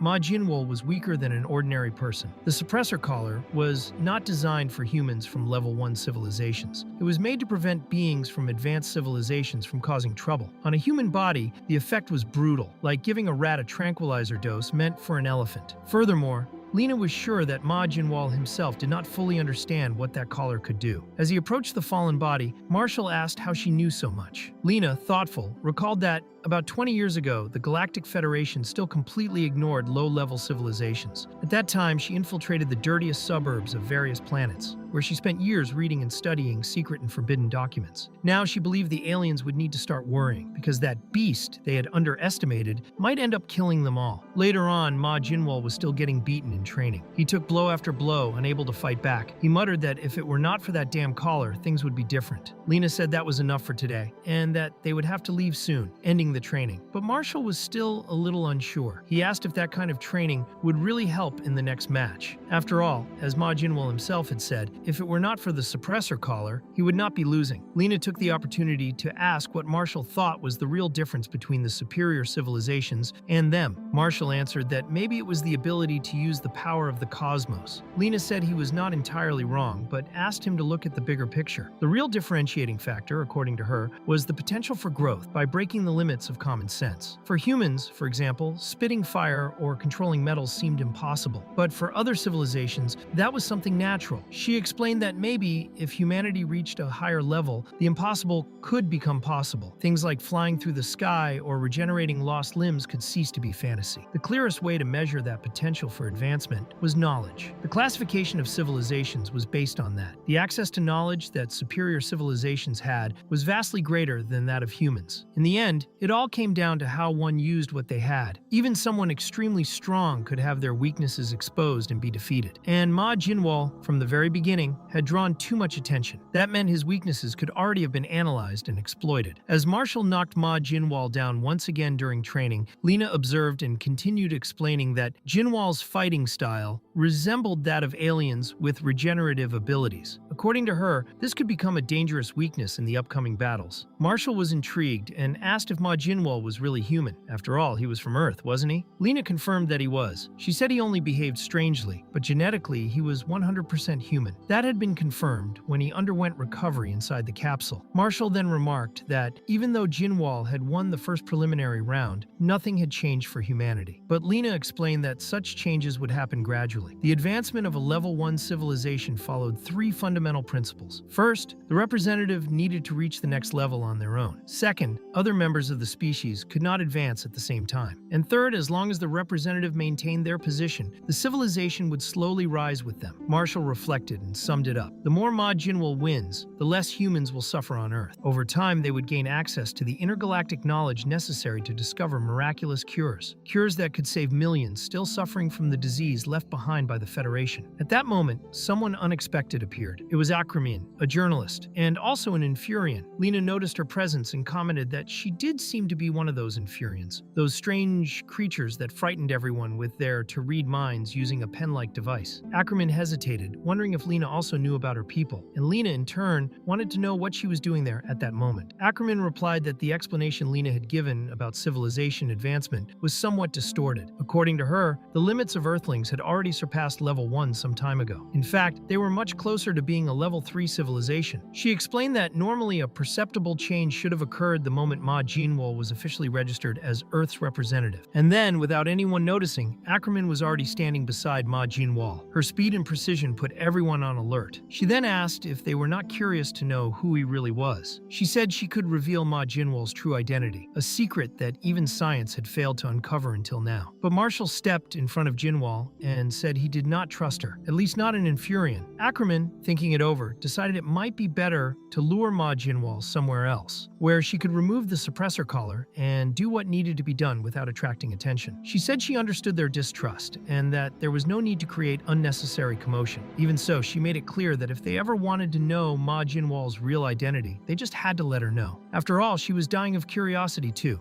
And without warning, she removed the mask she wore, revealing her real appearance. Multiple eyes and spikes spread across her face. It was the typical form of an Infurion. Upon seeing that, Marshall looked at Lena and asked what she thought of such a bizarre creature. Lena confessed that she was just trying to stall a bit because she was also curious about Jinwoo. Deep down, everyone there knew they didn't have much choice. They had to bet everything on the last hope they had left and somehow ensure he won the next match. 15 days later, the second preliminary round of Group 8 began. The first competitor to enter the arena was from a civilization ranked at 5,830. He had passed the first round in record time and was known as the guardian of his planet, protecting his people with the power of 400,000 energies combined from his own species. He was the representative of planet Transferi. In the stands, Sapien commented on the massive restraints on the guardian's body, which seemed to contain monstrous power. As soon as they were released, the guardian moved like a wild beast, a ferocious creature. Mark, surprised, remarked that this was not something you saw every day. But Lena reassured him, saying their side also had a trump card ready. And Sapien then introduced the second competitor, the only rank 1 being who had ever defeated a rank 3 civilization. It was the Earthling, Tarak. Jinwoo noticed the boy was in critical condition, walking with crutches, his body swollen and bruised. Mark was outraged to see the condition of their representative and asked how Lena could have allowed that. She explained there was no reason to worry, because that level of injury meant nothing to him. His regeneration was powerful enough. As soon as Jinwoo stepped into the arena, his body healed completely. He threw aside the crutch and shattered the cast as if they were mere props. Marcel was impressed by his power and believed the training had paid off. He tried to encourage him, reminding him of everything he had been through. Jinwoo himself felt humiliated by those opponents and promised that their race would pay for it. Still, since he had made a previous promise, he decided to first deal with the giant opponent standing before him. Curiously, he noted internally that the opponent somewhat resembled someone he knew because of the teeth and the hair. Even before the fight began, Jinwoo noticed his energy flow had reversed again. That meant, just like in the previous battle, he would not be able to use any martial arts. His only option was to wait for his flow to stabilize over time. Meanwhile, the organized supporters from planet Transferi shouted enthusiastically, cheering for the Guardian Birkin, the hero who had saved their entire planet from dangerous monsters. Mark commented on how impressive the Guardian seemed. After all, he was the defender of an entire world. But Lena explained that his title might be similar to Marcel's, who was also called the most powerful martial artist on Earth. Even so, Marcel felt insulted by the comparison. Lena, on the other hand, knew this opponent would not be easy to defeat. Suddenly, one of the inhabitants of Transferi blew into a strange instrument that resembled a huge megaphone. The sound that came out was so loud it nearly deafened the entire audience. Upon hearing that cry, Birkin's behavior changed completely. In the blink of an eye, he threw a massive punch at Jinwoo. The blow was so powerful that the arena's energy barrier had to activate to protect the crowd. And Sapien commented that after a hit like that, victory was clearly guaranteed for Transferi. Some wondered whether Birkin's previous opponent had regeneration abilities too, since they were also defeated with a single punch. However, with Jinwoo, the situation was different. He was still standing. His entire body began to regenerate rapidly. Even so, he had subtly shifted his position at the last moment, which avoided a fatal blow. The only part of his body that was destroyed and had to be recreated was his left arm. And Sapien acknowledged that the regeneration technique Jinwoo used was interesting. However, Jinwoo himself noticed that his regeneration was not perfect in this fight. The areas hit by that strange energy, such as his left arm, were reacting differently and still remained raw and exposed. Lena then commented to Marcel that their plan had worked. Mark, confused, asked if she was already celebrating. He thought she had lost her mind. But Lena decided to explain everything calmly. After one of the training sessions in which Marcel had simply beaten up Jinwoo, she had asked an important question. She wanted to know if he had noticed any difference in the boy. Marcel said Jinwoo was not just different. Even while wearing the suppressor, he was slowly becoming stronger and faster. He could feel the risk increasing every day. During training, he had even gotten hurt from one of the strikes. When Lena heard that, she concluded that maybe 2 more weeks would be enough for Jinwoo to be well trained. She said she would quickly go to headquarters and return soon. Marcel continued training with Jinwoo, even without fully understanding Lena's plans. Despite his doubts, he chose to maintain discipline. In the middle of the training, however, a conflict arose. Someone questioned whether it even made sense to continue. They thought it was absurd to keep going with that kind of training and told Marcel to stop, saying it was impossible to train him that way. Marcel, however, knew exactly how pathetic he must have looked in Jinwoo's eyes. With the suppressor active, he could not even endure the impact of the punches. His movements were slow, and Jinwoo's martial arts techniques were clearly superior. Even so, Marcel believed that, just like water wears away stone, with persistence and repetition, the attacks would eventually hit the target. At that moment, Jinwoo's regenerative ability was failing. Marcel observed that even someone like him could defeat Jinwoo in that condition. Trying to see the bright side, he commented that such bad luck only happens once in a lifetime. In the present, Jinwoo himself reflected that, as absurd as it sounded, that type of training had really helped. Marcel remarked that with the power Jinwoo possessed, he would never listen to anyone's advice. That was why they called it training, even though the real objective was to make him learn naturally. That had been Lena's idea from the beginning. After observing him for a while, Lena concluded that someone as prideful as Jinwoo needed an indirect approach. For him, direct persuasion would not work. What mattered at that moment was that he managed to dodge Birkin's critical attack. Akramine, watching the fight, commented that it was impressive how a level 1 civilization knew so much about the weaknesses of regeneration. The reason they had chosen to fight in the other arena, where the suppressor could not be removed, was precisely to prepare Jinwoo to deal with this kind of situation in a real scenario. Akramine herself admitted that Lena was surprisingly smart and sharp. Unlike the first round, where Jinwoo had relied on luck in combat, now he would truly need to put his skills to the test. The people from Transferry were not expecting that. Twin mocked them, calling them idiots. He said it was no wonder that even with so much power, that civilization still had not moved past level 2. He believed it would be much more advantageous for the Earthling to win than for Birkin himself. When Birkin launched his massive fist directly at Jinwoo, the impact was severe. Although Jinwoo managed to dodge, his body was not regenerating as it should. He was healing, yes, but very slowly, especially considering his power level. Mark, confused, asked what was happening. He believed that someone from Transferry could only manipulate their own power. Lena explained that their ability was actually focused on support. What they did was control their own energy and transfer it to others. Every living being, however, has a limit to the energy it can receive. What Birkin did was dump all that energy directly into the enemy's body. This caused such a massive overload that, if the target did not explode, at the very least their energy-controlling organs would suffer serious damage. That made techniques like regeneration impossible. Mark asked if that kind of attack did not consume a lot of the user's own energy. Lena confirmed that it did. However, in Birkin's case, his energy reserves were practically infinite. Lena knew very well that if Birkin kept using those attacks, the situation would get more and more difficult for Jinwoo. What the inhabitants of Transferry expected was for the Earthling to explode from the very first impact. That was why Birkin's first strike was unique. There would not be another like it in that match. When they realized that Jinwoo was still alive, the audience from Transferry began to grow nervous. Some threw cans at the trumpet supporter and shouted, asking why he was not doing anything. They begged him to shout to help the Guardian, but the man truly did not know what to do. The truth was that the explosion of energy Birkin had used could only be activated a few times per day. That was why the team meticulously analyzed each opponent before the match. But this time, the plan had not worked. Even so, the supporter picked up the megaphone again, shouting to motivate Birkin. The Guardian reacted immediately, becoming faster and more aggressive. Jinwoo understood in that moment what their real trick was. It was not just about strength. The supporter and the crowd were directly connected to the rhythm of the fight. No wonder Birkin himself did not seem to know how to fight very well on his own. Dodging the brute's blows, Jinwoo landed a precise counterattack, knocking out several of the creature's teeth. And Sapien acknowledged the feat, observing that competitor Jinwoo had finally managed to respond to the giant Birkin. Lena, moved, commented that he seemed to be drawing inspiration from Marcel. But Marcel himself, who knew Jinwoo's fighting style well, thought that did not make sense. He knew from the start that Jinwoo was naturally skilled. The supporter, irritated by the enemy's progress, shouted again that the Guardian could not lose to such a weakling. He went back to using the megaphone, but Dial, annoyed, asked whether he truly believed that shouting louder would solve the situation. That was when Jinwoo finally realized something. The energy was not coming only from the sound. There was another source hidden at the center of the arena. Realizing this, Jinwoo moved away from the central area. One of the Transferry, alarmed, concluded that the Earthling had already discovered their plan. He ordered Birkin to use the massive strike again. The entire arena arena filled with the Guardian's energy. The attack was so brutal that half of Jinwoo's body vanished instantly. The supporter, believing the fight was over, celebrated and said the victory was guaranteed. The spectators from Transferry began to cheer, convinced they had won. But something unexpected happened. Birkin himself approached Jinwoo's body and began transferring energy to him, stimulating his regeneration. With seriousness, Birkin asked Jinwoo to stand up and finish the fight once and for all. And Sapien noted that Jinwoo was not moving. If he did not stand up soon, the match would be called off. Lena panicked. Desperate, she almost rushed into the arena. At that moment, something was happening inside Jinwoo's body. The energy being transferred by Birkin also carried his memories. In this way, Jinwoo began having visions of the Guardian's past. He saw that Birkin had been born as part of a laboratory experiment. From the moment of his birth, he had been artificially strengthened to become the planet's protector. Energy was injected directly into his body. But it was not only physical power, he also received theoretical instruction about the use of force. He was taught that his race, since ancient times, had specialized in controlling the flow of cosmic force. Over time, they had mastered the individual use of this energy. This allowed them to regenerate their bodies, strengthen themselves, or transfer energy to others. Birkin's core, where his true power resided, was being supplied by 300,000 people from Transferry. However, Birkin always had trouble during the lessons. He would often fall asleep, and when he woke up, he was in different places. He seemed to be under the control of some higher force. He would awaken already, in Guardian form, ready to face monsters without knowing how he had gotten there. The supporter, amidst all of this, kept talking. He asked how Birkin felt being the great guardian of the planet, fueled by the energy of 300,000 people. The supporter, named Kalyan, always carried his trumpet and a huge loudspeaker. He believed Birkin might have felt uncomfortable at first, but would soon get used to it. After all, everyone was counting on him. When monsters attacked or disasters struck, it was Birkin, the guardian,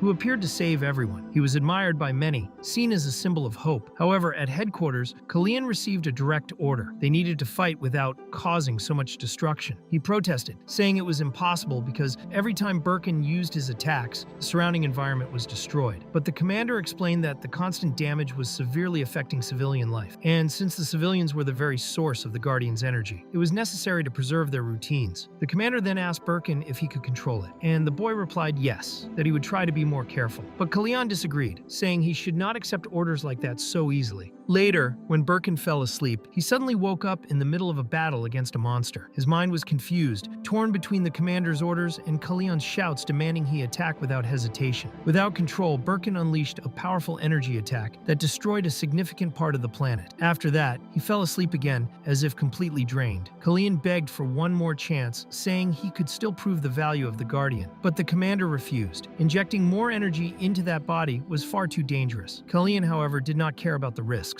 To him, what mattered was defeating monsters and preparing for the upcoming tournament. It was the only way their civilization could evolve. However, something had gone out of control. Birkin no longer seemed like a hero. Little by little, he was turning into a monster, a deformed and unstable creature. When Jinwoo stood up amidst the chaos, he found Birkin in front of him. He realized it had to end. Without hesitation, he punched the Guardian in the face, knocking him down hard. He said he would no longer take orders from anyone. Then he turned to Kalyan, saying that even the planet's tiny weapon wanted to speak for itself. Beside him, Lena confirmed his words. She had always believed that Birkin deserved more than being a tool. Even in defeat, Kalyan insisted he had won that battle. He asked the Guardian if he understood what he had just done, but Birkin, tired, replied that he no longer wanted to continue in the tournament. Kalyan would not accept that answer. He shouted for him to stop acting like a child, ordering him to get up and defeat the enemy. The supporters from the Transferry team, seeing how the Guardian was being treated, protested. They wanted to know who Kalyan thought he was to speak to the Guardian that way. But Birkin himself said it was no longer necessary. He would no longer be part of that people's future. Soon after, it was decided that the energy supply to Birkin's body would be shut down. He would now go through the disposal process. They told Kalyan that the monster recently defeated was the last of its kind. And although it was publicly known that those creatures were mutants, the government knew the truth. Each of those monsters defeated by Birkin had actually been a failed experiment. They were artificially created guardians from the past that had gone wrong. The commander made it clear that with the fall of the last of those monsters, there was no longer any immediate threat. Kalyan tried to argue that the GSP tournament was still ahead, but was informed that the elders had decided not to participate. Even if it meant humiliation and risks for the future, they believed it was the best choice for their race. Even so, Kalyan questioned whether that was truly the best decision. He believed Birkin could still fight for them, because he too was part of that civilization. But the commander explained that Birkin was merely a weapon, an experiment designed for extermination. nation, and that his existence depended on a constant supply of vital force. Kellyan still seemed unable to understand his own limits. Even so, he asked for one last chance to fight. However, Birkin himself declared that his job was done. His role was finished. In the beginning, everyone had fond memories of the time when he was still seen as a hero. But over time, Kellyan had been corrupted by power. He shouted, accusing Birkin of acting like a weakling. He said that the ones who truly deserved peace were those who fought for it, and he reminded them that if they managed to reach the tournament finals, their civilization would have the chance to ascend in level. Even with an incomplete body, Birkin could still evolve. He had the potential to become something greater. Forced by Kellyan, who played his trumpet like a final command, the Guardian's body reacted. The transformation happened once again. Birkin took on the form of a gigantic golem made of pure energy. That appearance was unlike any of his previous forms. It was something entirely new. Jinwoo, upon seeing this transformation, understood the difference. That new version of the Guardian was incomparably more powerful. Kellyan knew this was all or nothing. At this stage, Birkin had fused with energy itself. A single punch from him was enough to destroy part of the arena. Even so, Jinwoo remained unharmed. He had dodged with precision. It was the perfect moment to strike back. In truth, the golem's attack had grazed him and torn off one of his pinky fingers. But Jinwoo had already prepared. He had stolen an ability from the enemy and imbued his own fist with energy from Team Transferi. This allowed him to exchange blows directly with the energy golem. His punches pierced the enemy's body, but Birkin continuously regenerated, as if made of water. Even after a long exchange of blows, Birkin could barely land a hit. Still, hope among the humans remained faint. Kellyan realized that Jinwoo was reaching his limit. His arms had been disintegrated from striking too much. The energy he had absorbed was not enough to withstand Birkin's power. Observing the situation, Kellyan claimed it was foolishness. The Guardian was constantly receiving life energy from his entire people. To him, it was obvious that an inferior human like Jinwoo could never win, and the next attack was about to happen. Birkin was going to strike while Jinwoo was still in the air, defenseless. Kellyan ordered the Guardian to end it all at once, but Jinwoo had no intention of dodging. From the beginning, he already knew what to do. He charged directly toward Birkin's mouth because that was where the next concentrated energy blast would come from. Meanwhile, Ackerman watched and lamented. To her, the human had thrown away his life. At that exact moment, in the middle of the forming explosion, a new god awakened. He was a being from a 5th-level civilization. Sensing that energy, he asked if it came from the N Sapien district. It had been a long time since he had seen his younger brother. This new being was the representative of the first-ranked civilization. His name was Myllennial, the greatest warrior of his people. The explosion was so intense that even Leviathan had to intervene. Several energy arms were summoned to hold the barrier around the arena, preventing it from being destroyed. Leviathan observed that even a Tier 4 energy barrier was reacting to that battle. He acknowledged that the lower-level civilizations were truly surprising. The members of Team Transferi, upon seeing Birkin still standing, believed he had won, but he soon turned and apologized. Then, his body exploded. When the headless body fell to the ground, the true victor was revealed. Jinwoo, even without both arms, remained standing. He said that Birkin was a fool. Until the very end, he hesitated. He did not want to kill anyone. That was why Jinwoo took advantage of that hesitation, entered the golem's head, and used all that energy to force him into self-destruction. He declared that his mission was complete. The favor had been repaid. The death the Guardian longed for had finally occurred. Leviathan, as the highest authority, announced that the winner of the fight was the human Jinwoo. Lena, moved, confirmed that this was the right outcome. However, Marcel could not hide his concern. As expected, Kellyan rushed to check on Birkin's condition. In front of the Guardian's body, he wondered what the human had done. After all, Jinwoo's attacks did not even seem to affect the Guardian's body. Still recovering, Jinwoo explained that it had not been a fight to inflict damage. When he asked about the trick, it became clear that the real secret was something else. He had shared his own ki with Birkin, and the attacks were merely conduits for that energy to enter the Guardian's body. Jinwoo was slowly injecting his ki into Birkin's energy body. The situation could be compared to an extremely full glass of water. What he did was continue pouring in energy until the glass overflowed completely, until it could no longer hold anything else. That was the true plan. Kellyan, upon realizing what had happened, acknowledged that if it weren't for Jinwoo, Birkin would never have reached that point. Even so, part of Team Transferi began to complain. They said that Kellyan had just stood there doing nothing, that he should have fought too. According to them, everyone had donated their energy for nothing. That was why they had lost to the human Homero. That was the promise, that their energy would be used wisely. And if they hadn't wasted everything on that Guardian, maybe the outcome would have been different. But Kellyan replied that he would not accept people talking about Birkin like that. To him, the Guardian was the true hero of their race. His people belonged to a complacent civilization that had never known real peace. They had always been arrogant, insensitive, and cursed. Everything had gotten even worse with the arrival of the Galactic Federation. generation, made up of hypocritical gods who interfered under the guise of justice. At that moment, Leviathan, enraged, intervened brutally. He exploded Kalyan's head, saying it was better not to insult the gods. After that, he ordered the human to leave the arena as well. Jinwal, increasingly impatient with that authoritarian being, began to lose his temper. But before he could act, another god appeared, entering the arena directly. He asked if he had arrived late. The arrival of this being caused an immediate impact. Leviathan, surprised and displeased, demanded to know what he was doing there. Everyone present lowered their heads and bowed to him in reverence. Even Jinwal, despite the tension, was sweating cold. The presence of that being commanded absolute respect. He was standing before Mellender. Mellender asked if the human in front of him was the winner of the battle. And Jinwal, still breathless, confirmed that he was. He was excited. He had finally found the pinnacle of that universe. Even with everyone else lowering their heads, including Lena, who usually avoided that kind of submission, he kept his eyes fixed. Jinwal stared directly at Mellender, without looking away. To him, there was no doubt. Mellender was the most powerful being in the universe. Even so, Leviathan, uncomfortable with the situation, asked why that insufferable was there. The sight of him made him nauseous. He thought all of this was just provocation. The text then explains that this universal devotion to Mellender was not just a cultural matter. It was an effect imprinted in the very cells of all living beings since the Great Galactic War. That war took place about 100 million years ago, when the universe faced an extreme resource crisis. The conflict spread, and over 3,000 years, half of all existing civilizations were completely destroyed. It was in this chaotic scenario that Mellender, a member of the sapien race, took action. He intervened and, in just 10 days, ended the war that no one else could control. From that point on, a new order was established. Civilizations began to worship Mellender and his companions as gods, even though they were just a species like any other. That was the event that gave rise to the Galactic Alliance. Even with all that history being revered, Leviathan was visibly furious. A broadcasting robot reported that with Mellender's arrival, the tournament's audience had returned to the top of intergalactic viewership rankings. But Leviathan, consumed by anger, destroyed the robot on the spot. He said the high numbers were not thanks to Mellender, but because of his own ability to create entertainment. Leviathan then demanded that Mellender immediately leave the arena. He said that his presence violated the rules. But the other god replied calmly. He said he never imagined he would hear that from his own brother. He assured that he would not stay long. He just wanted to congratulate the human who had defeated an opponent with such an absurd energy level. Even with the tension rising, Leviathan stepped down into the arena, repeating that Mellender should leave. By ignoring that order, Mellender was also ignoring his authority. Mellender commented that he had heard rumors about his brother. Supposedly, he had recently broken his own rules and was acting on his own. His sector, in fact, was facing serious problems. Leviathan questioned what he really knew about any of that, since that arena was his territory, and his word was the highest authority in that space. Mellender replied that his brother was still as reckless as ever, but Leviathan warned him not to underestimate him. It was then that Leviathan created a gravitational mass, a sphere made of pure energy similar to a black hole. That sphere began to suck in everything around it, destroying the environment catastrophically. Mellender thought that was just like him. He always overreacted. Leviathan's power was comparable to that of a god, with the ability to dismantle and reconstruct any matter. Any substance, organic or inorganic, that touched that sphere would instantly dissolve. Mellender wondered if his brother did not care that his own audience might be destroyed along with everything else. Leviathan stated that he was not the one who had started the fight. With that, Mellender decided to end it. He ordered all the judges from Sector 3 to protect the civilians present in the arena. Virtus, obeying his supreme god and emissary, activated his light power to shield everyone. At his side were the judges Dominiel and Etherion. Meanwhile, Mellender asked if it was now possible to deal with Leviathan. However, he noticed that Jinwal was still there, screaming in pain. He had not been protected by the light barrier and was being slowly disintegrated. Even so, he resisted the gravitational force with all his strength. Mellender admired the warrior's resilience and asked Jinwal to hang on a little longer, because it would all be over soon. Then, Mellender asked if Leviathan was satisfied with the destruction he had caused. But his brother only reconstructed everything he had undone into an even larger mass of destruction. He then reminded Mellender that he was the one who had created the restrictions of that arena, and in his current state, not even Mellender could stop him, since he was wearing a containment bracelet. Mellender, however, said that Leviathan was forgetting an important detail. Being inside the arena gave him the right to use his powers. Then, with ease, he removed the bracelet. With a simple gesture of his fingers, he completely nullified Leviathan's power and even destroyed one of that planet's moons with the same motion. After that, Mellender apologized for the incident. He said he would leave the rest of the matches in his brother's hands. As he said goodbye, he told Jinwoo that it had been a pleasure to meet him and that he hoped to see him again at another opportunity where they could talk more. He recommended that he make sure to arrive at the main arena on time. Lena, confused, wondered what he meant by on time. Meanwhile, Jinwoo left the area completely regenerated but visibly terrified. When Lena approached to ask if he was alright, Jinwoo grabbed her and asked who that man was who had appeared out of nowhere. Lena explained that he was Milender, the representative of the End Sapiens and the final opponent of the tournament. Jinwoo, however, had a strange feeling. When Milender used his power, he experienced an inexplicable deja vu. In fact, ever since he had set foot in that place, a sense of familiarity had been following him. To figure out what it meant, he knew he had to find that man again, because he, Jinwoo, was the one who would reach the top of that tournament. Now it had become personal. Across the universe, the comments about what had happened in the arena were spreading rapidly. The topic was even more talked about because the narrator had changed. Leviathan was no longer in any condition to continue, so the one who temporarily took over the narration was Belcanos. She began presenting the match between Braxton, the representative of the Decabusians, and Kamar, the representative of the Sorrentians. Meanwhile, the Terracans watched the battle attentively. Something curious happened during that moment. Lena was not present, but Jinwoo was. That made Marcel wonder why exactly they were there watching that match. Mark explained that the winner of that fight would be Earth's next opponent. Even so, Marcel did not understand why he had to be present too. Mark apologized, but said he did not intend to deal with that ticking time bomb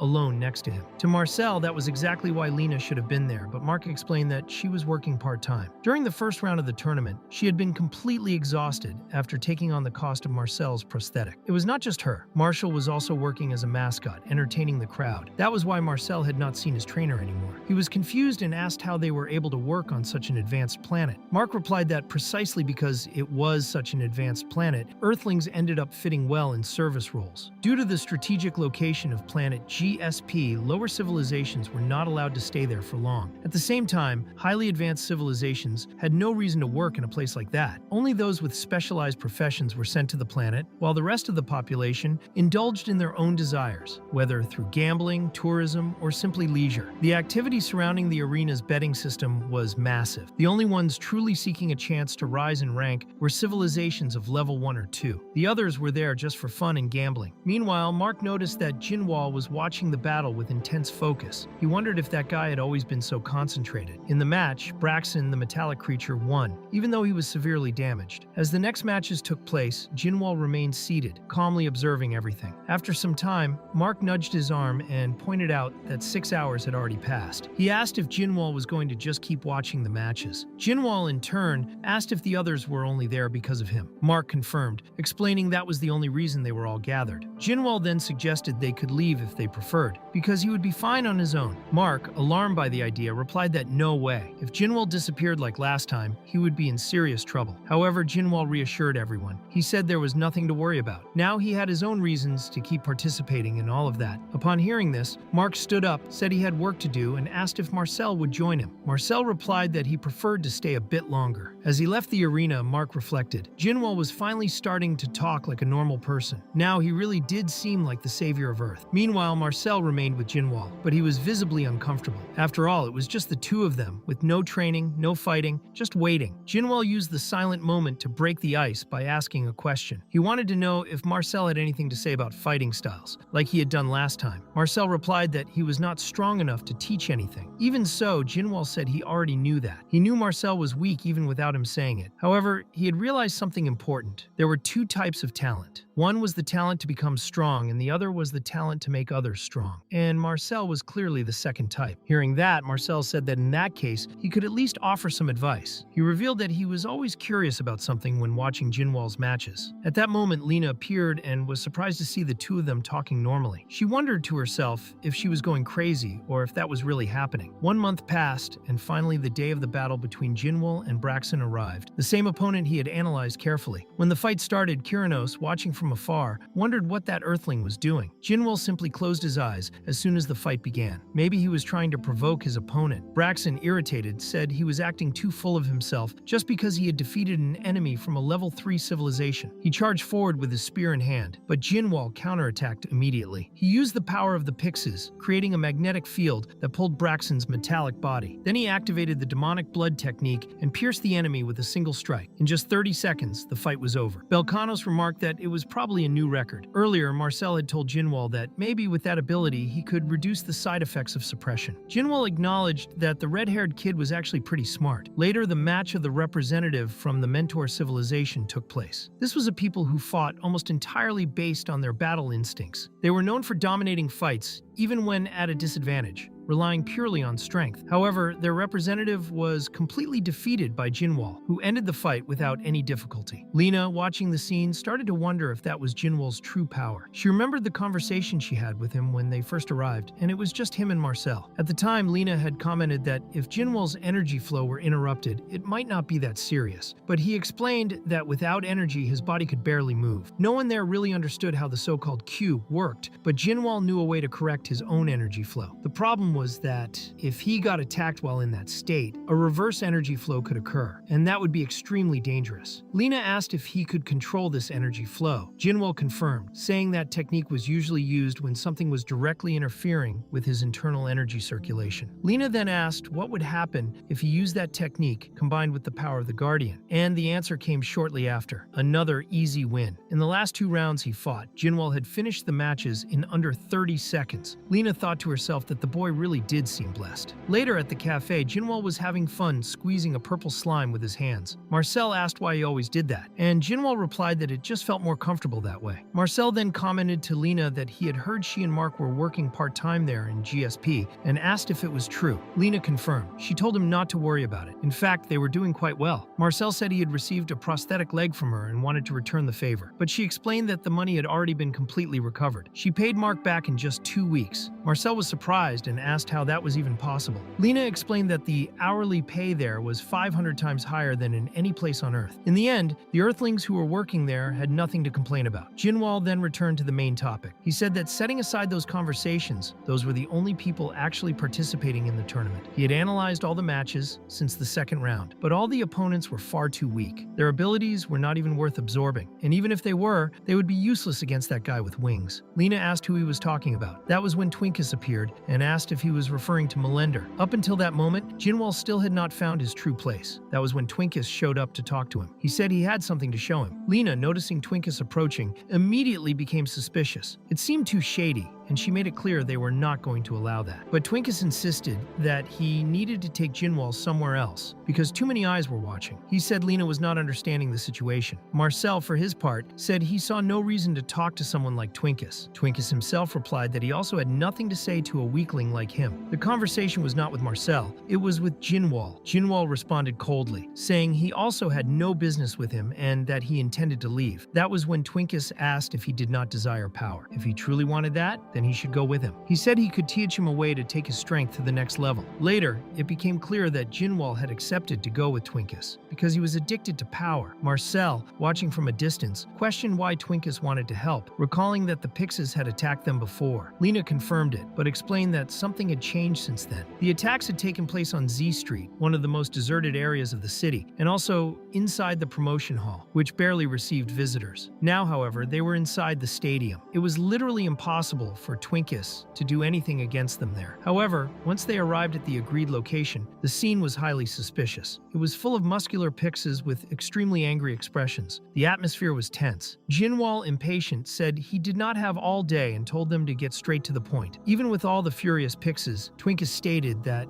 there was something more important than revenge. He was there to make an offer. If Jinwoo accepted, his power would increase significantly. To that end, he presented a special item. One of Twinkus's subordinates handed over a contract and a ring. Lena took the document and started reading it carefully. Clause 1, Article 1, stated that Jinwoo would have to wear the Ring of Eternal Steel in all future matches. Clause 2 required him to secure at least 1 victory in the main tournament. Failure to comply would result in a payment of 50 million yen. Lena was shocked. It said this was equivalent to about $25 billion. Twinkus explained that he was offering that resource to help Jinwoo overcome the limits of an inferior civilization. He claimed that even primitive beings like them should recognize the value value of such an artifact. According to him, the laws of the Galactic Federation forbade any unauthorized direct interference between civilizations. That was why the offer was being made in the form of a donation with simple contractual conditions. Jinwoo was thoughtful. He knew that could be useful, especially if it was related to the power of the Pixes. Even so, Lena remained suspicious and wanted to know why they were suddenly offering help. Twinkus, evasive, replied that beings like them did not need to understand the reasons behind it. Then someone appeared, provoking Twinkus by calling him Little Prince. Twinkus immediately recognized him and asked what Bolter was doing there. Bolter, from the Iron Stand civilization, responded with irony, saying that talking like that hurt his feelings. Bolter said he had come with good intentions. He claimed that thanks to the Earthlings, Arctatum stocks were booming, but he did not understand why those primitive creatures were blocking his path. He told them to move aside, but no one moved, so he advanced and attacked Jinwoo directly, who blocked the strike with ease. This surprised Bolter himself, who acknowledged that maybe this was the Earthling who had joined the competition. Soon after, Bolter took out a ring and began provoking. He said it made no sense to offer something like that. He commented that the Little Prince was desperate, trying to raise the level of the opponent who had defeated him, just to preserve the wounded pride of his race. He considered it shameful. He even added that this so-called eternal steel had already been considered outdated for a long time, but out of respect for the ancient alliances between civilizations, he decided to give the advice anyway. He just asked that they not take it personally. Twinkus then made a proposal. He asked what Bolter thought about facing the Earthlings right there. If Bolter won, the Earthlings would surrender to his civilization for the rest of their lives. Bolter accepted the challenge, making it clear that he expected the promise to be kept. He said he had been looking forward to that moment. After he left, Twinkus reinforced that everyone had heard the condition. Jinwoo, unfazed, tore up the contract in front of everyone, saying it was just trash. Twinkus became angry and asked if he still did not recognize the value of the item, even after having fought against it. But Jinwoo explained that while the item was not completely useless, he already had other ways to become stronger. Twinkus, impatient, reminded everyone that they were in controlled territory and demanded they sign the contract immediately. However, Lena, holding a security device in her hand, warned everyone not to make any rash decisions. That was when Jinwoo stepped forward. Calmly, he placed his finger on Twinkus's forehead, took the ring back, and said that if Twinkus wanted, they could make a new contract with different terms. He declared that the metal ring could be used, and also said he would fight the weird lizard with glasses that was standing nearby. Twinkus realized he had made a huge mistake. He had underestimated Jinwoo, thinking he was just a brute. Now he could see that his intelligence was on another level. Later, on the 300th floor of a building with more than 300 stories, Jinwoo was in a training arena, trying to find a way to remove the energy suppressor that limited his powers. After much effort, he managed to break free completely. His new opponent was a member of the Ironstain race, known for their immense strength and metallic skin. The Ironstain warrior remarked that he did not understand why Jinwoo was so bold. He said there was no way to escape now. Jinwoo, holding the eternal steel ring, challenged him directly. The Ironstain warrior replied that facing such an inferior civilization was an insult. He lunged forward, trying to crush Jinwoo's hand, but was surprised by a violent punch to the face. He could not break free, as Jinwoo's body was as rigid as metal. The Ironstain warrior explained that this was the ability of his people. They could completely transform their bodies, inside and out, into metal. In other words, they believed it was impossible for an Earthling to defeat them. But Jinwoo completely disagreed. To him, what truly mattered was who wielded the power, not the power itself. He said he came from a completely different era. In those times, there were insane people who spent their lives trying to split mountains in half using only wooden sticks. Before being sealed away, he had the chance to meet one of those masters. And at that moment, with the eternal steel ring in hand, Jinwoo began to forge his own sword. In the blink of an eye, Jinwoo used the same legendary strike of the Sword Emperor. In an instant, he passed through the enemy as if slicing through air. The lizard from the Ironstain race did not even have time to react. He only saw Jinwoo pass by, and right after, his body was completely destroyed. Jinwoo, observing the scene, firmly reinforced that this was exactly how it was done. Everyone around was in complete shock. Then he made it clear that he no longer wanted to waste time with useless training like that. Later, Commander Clarice still could not believe that a ring made from that type of metal could be so valuable. She acknowledged that anything which increased Earth's representative's power was welcome, but she found it strange to offer something so powerful to a former enemy. Lena explained that there was no reason to worry. That was not just any gift. In truth, the decision had been made to preserve the pride of their civilization. Meanwhile, Jinwoo commented that the next match was about to begin and headed off to watch the current fight, since Clarice could not attend. They said they would talk later. When alone, Marcel commented to Clarice that Jinwoo was truly impressive. He said that Jinwoo had saved Earth in just a few months, while he himself felt he had not done enough. But Clarice responded seriously that this was not true. Marcel had done more than enough, and everyone was alive thanks to his efforts. It was not fair to think that way. In the arena, Panon's fight was happening in front of an attentive crowd. He was at a major disadvantage. He was being beaten so badly that he could not find any opening to counterattack. The opponent was Ragnar, representative of the Titanrians. Despite being small and floating in the center of the arena, Ragnar struck Panon with what seemed to be invisible arms. Lena watched with concern. She could not understand why Panon was acting so recklessly and carelessly. She also did not know much about Ragnar's abilities. That was when she noticed that Grog was present, watching the fight. At first, the two Earthlings thought he might be there for another reason, but they soon remembered that Grog had already helped them before.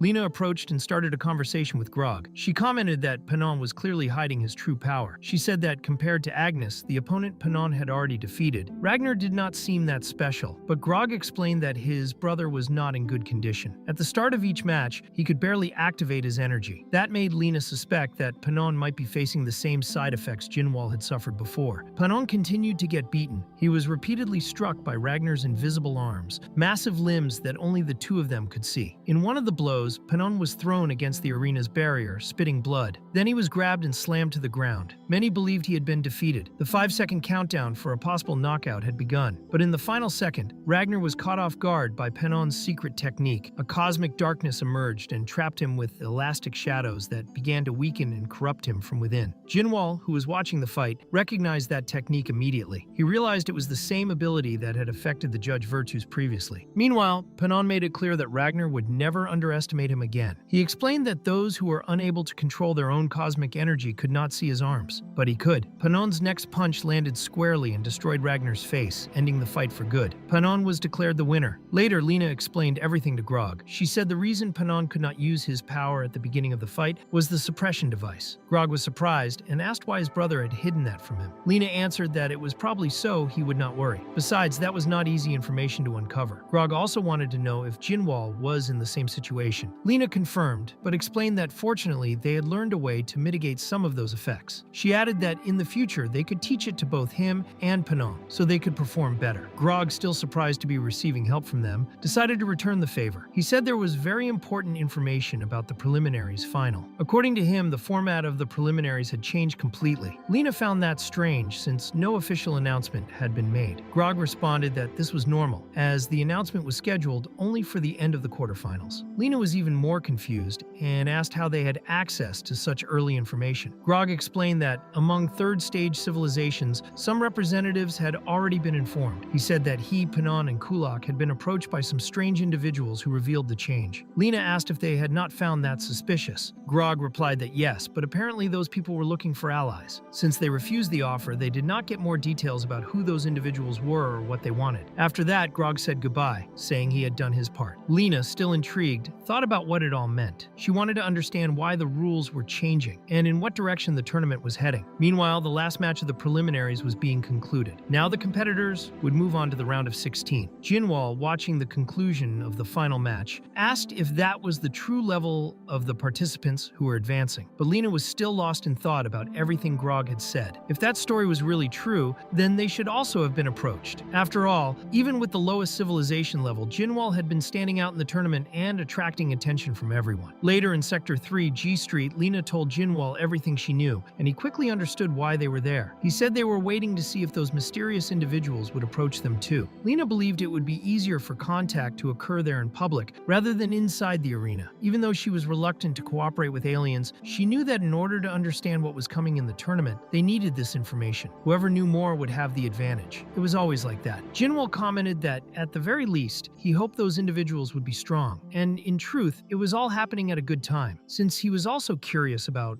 what was going on. However, 3 days passed, and in Z Street, known for being the most dangerous in the region, Jinwoo remarked that so far those mysterious informants had shown no sign. Lena agreed, saying she also did not understand the reason. That was when Ackerman suddenly appeared beside her, nearly making her choke in surprise, and stated that the reason was very obvious. Ackerman explained that if they were waiting for a cooperation proposal for the final stage, it was a shame, because no one would approach them first anymore. He said it was not a matter of strength or ability, but of reputation. Everyone in Sector 3 already knew about Jinwoo's ability to absorb the powers of others. That was why no one wanted to risk getting close and having their abilities stolen. Even so, Ackerman offered to cooperate. She said she could help, but also wanted information in return. She reminded them that besides being a journalist, she was also the representative of her own civilization in the tournament. Upon hearing that, Lena realized Ackerman was speaking with conviction, as if she was certain that the future battles would be team-based. Jinwoo commented that the girls seemed to be the only one among the qualified who actually showed some usefulness. Ackerman partially agreed, saying that perhaps she really was from the most advanced civilization among those present. According to the records, the civilization of Euphoria held the 925th position in the universal ranking. Jinwoo added that she seemed mysterious, as if she was hiding a secret ability. However, Lena warned that they should not get close to her so easily. Ackerman replied that in truth, the girl possessed abilities that could be tempting for someone like Jinwoo. At that moment, Lena realized something important and asked if Ackerman also did not have a team to form. The answer was that, based on her combat power, anyone would want to team up with her. However, Lena reminded her that, at the beginning, she herself had said no one wanted Earthlings in their groups. That included her. In reality, Ackerman was desperate for a group. Lena explained that the girls' civilization developed technology to steal information. And not just that, they stole absolutely everything about a person, and she was sure they would do that to Jinwoo. That civilization specialized in data theft and trade. If any information about Jinwoo fell into her hands, it would be exposed to the entire universe. Lena thought that inside Jinwoo might lie the greatest secret of humanity's power. For that reason, Ackerman could not get her hands on that content. Still, Ackerman stated that people only knew the tools of that civilization. The girl's real combat skills were separate from that technology. Jinwoo, intrigued, remarked that she was full of hidden tricks. He then decided he would join her group. He was curious to find out what kind of power she was hiding. Meanwhile, Lena, remembering her childhood, thought that the civilization of Euphoria had remained intact during the underworld era. That indicated it might be worth the risk. While everyone was still reflecting on this, Ackerman approached and questioned the situation. During the final round of preliminaries, even if there was theft of information and abilities, there would be no objections. Everything would be allowed. Jinwoo stated that this had been his plan from the beginning. However, Lena was very disappointed. She felt like her opinion was never considered. She then asked how they would recruit the last members of the group. Once again, Ackerman stepped in and asked what they meant by team battle. They had come all this way without knowing the details. The exact rules had not been revealed yet. It became clear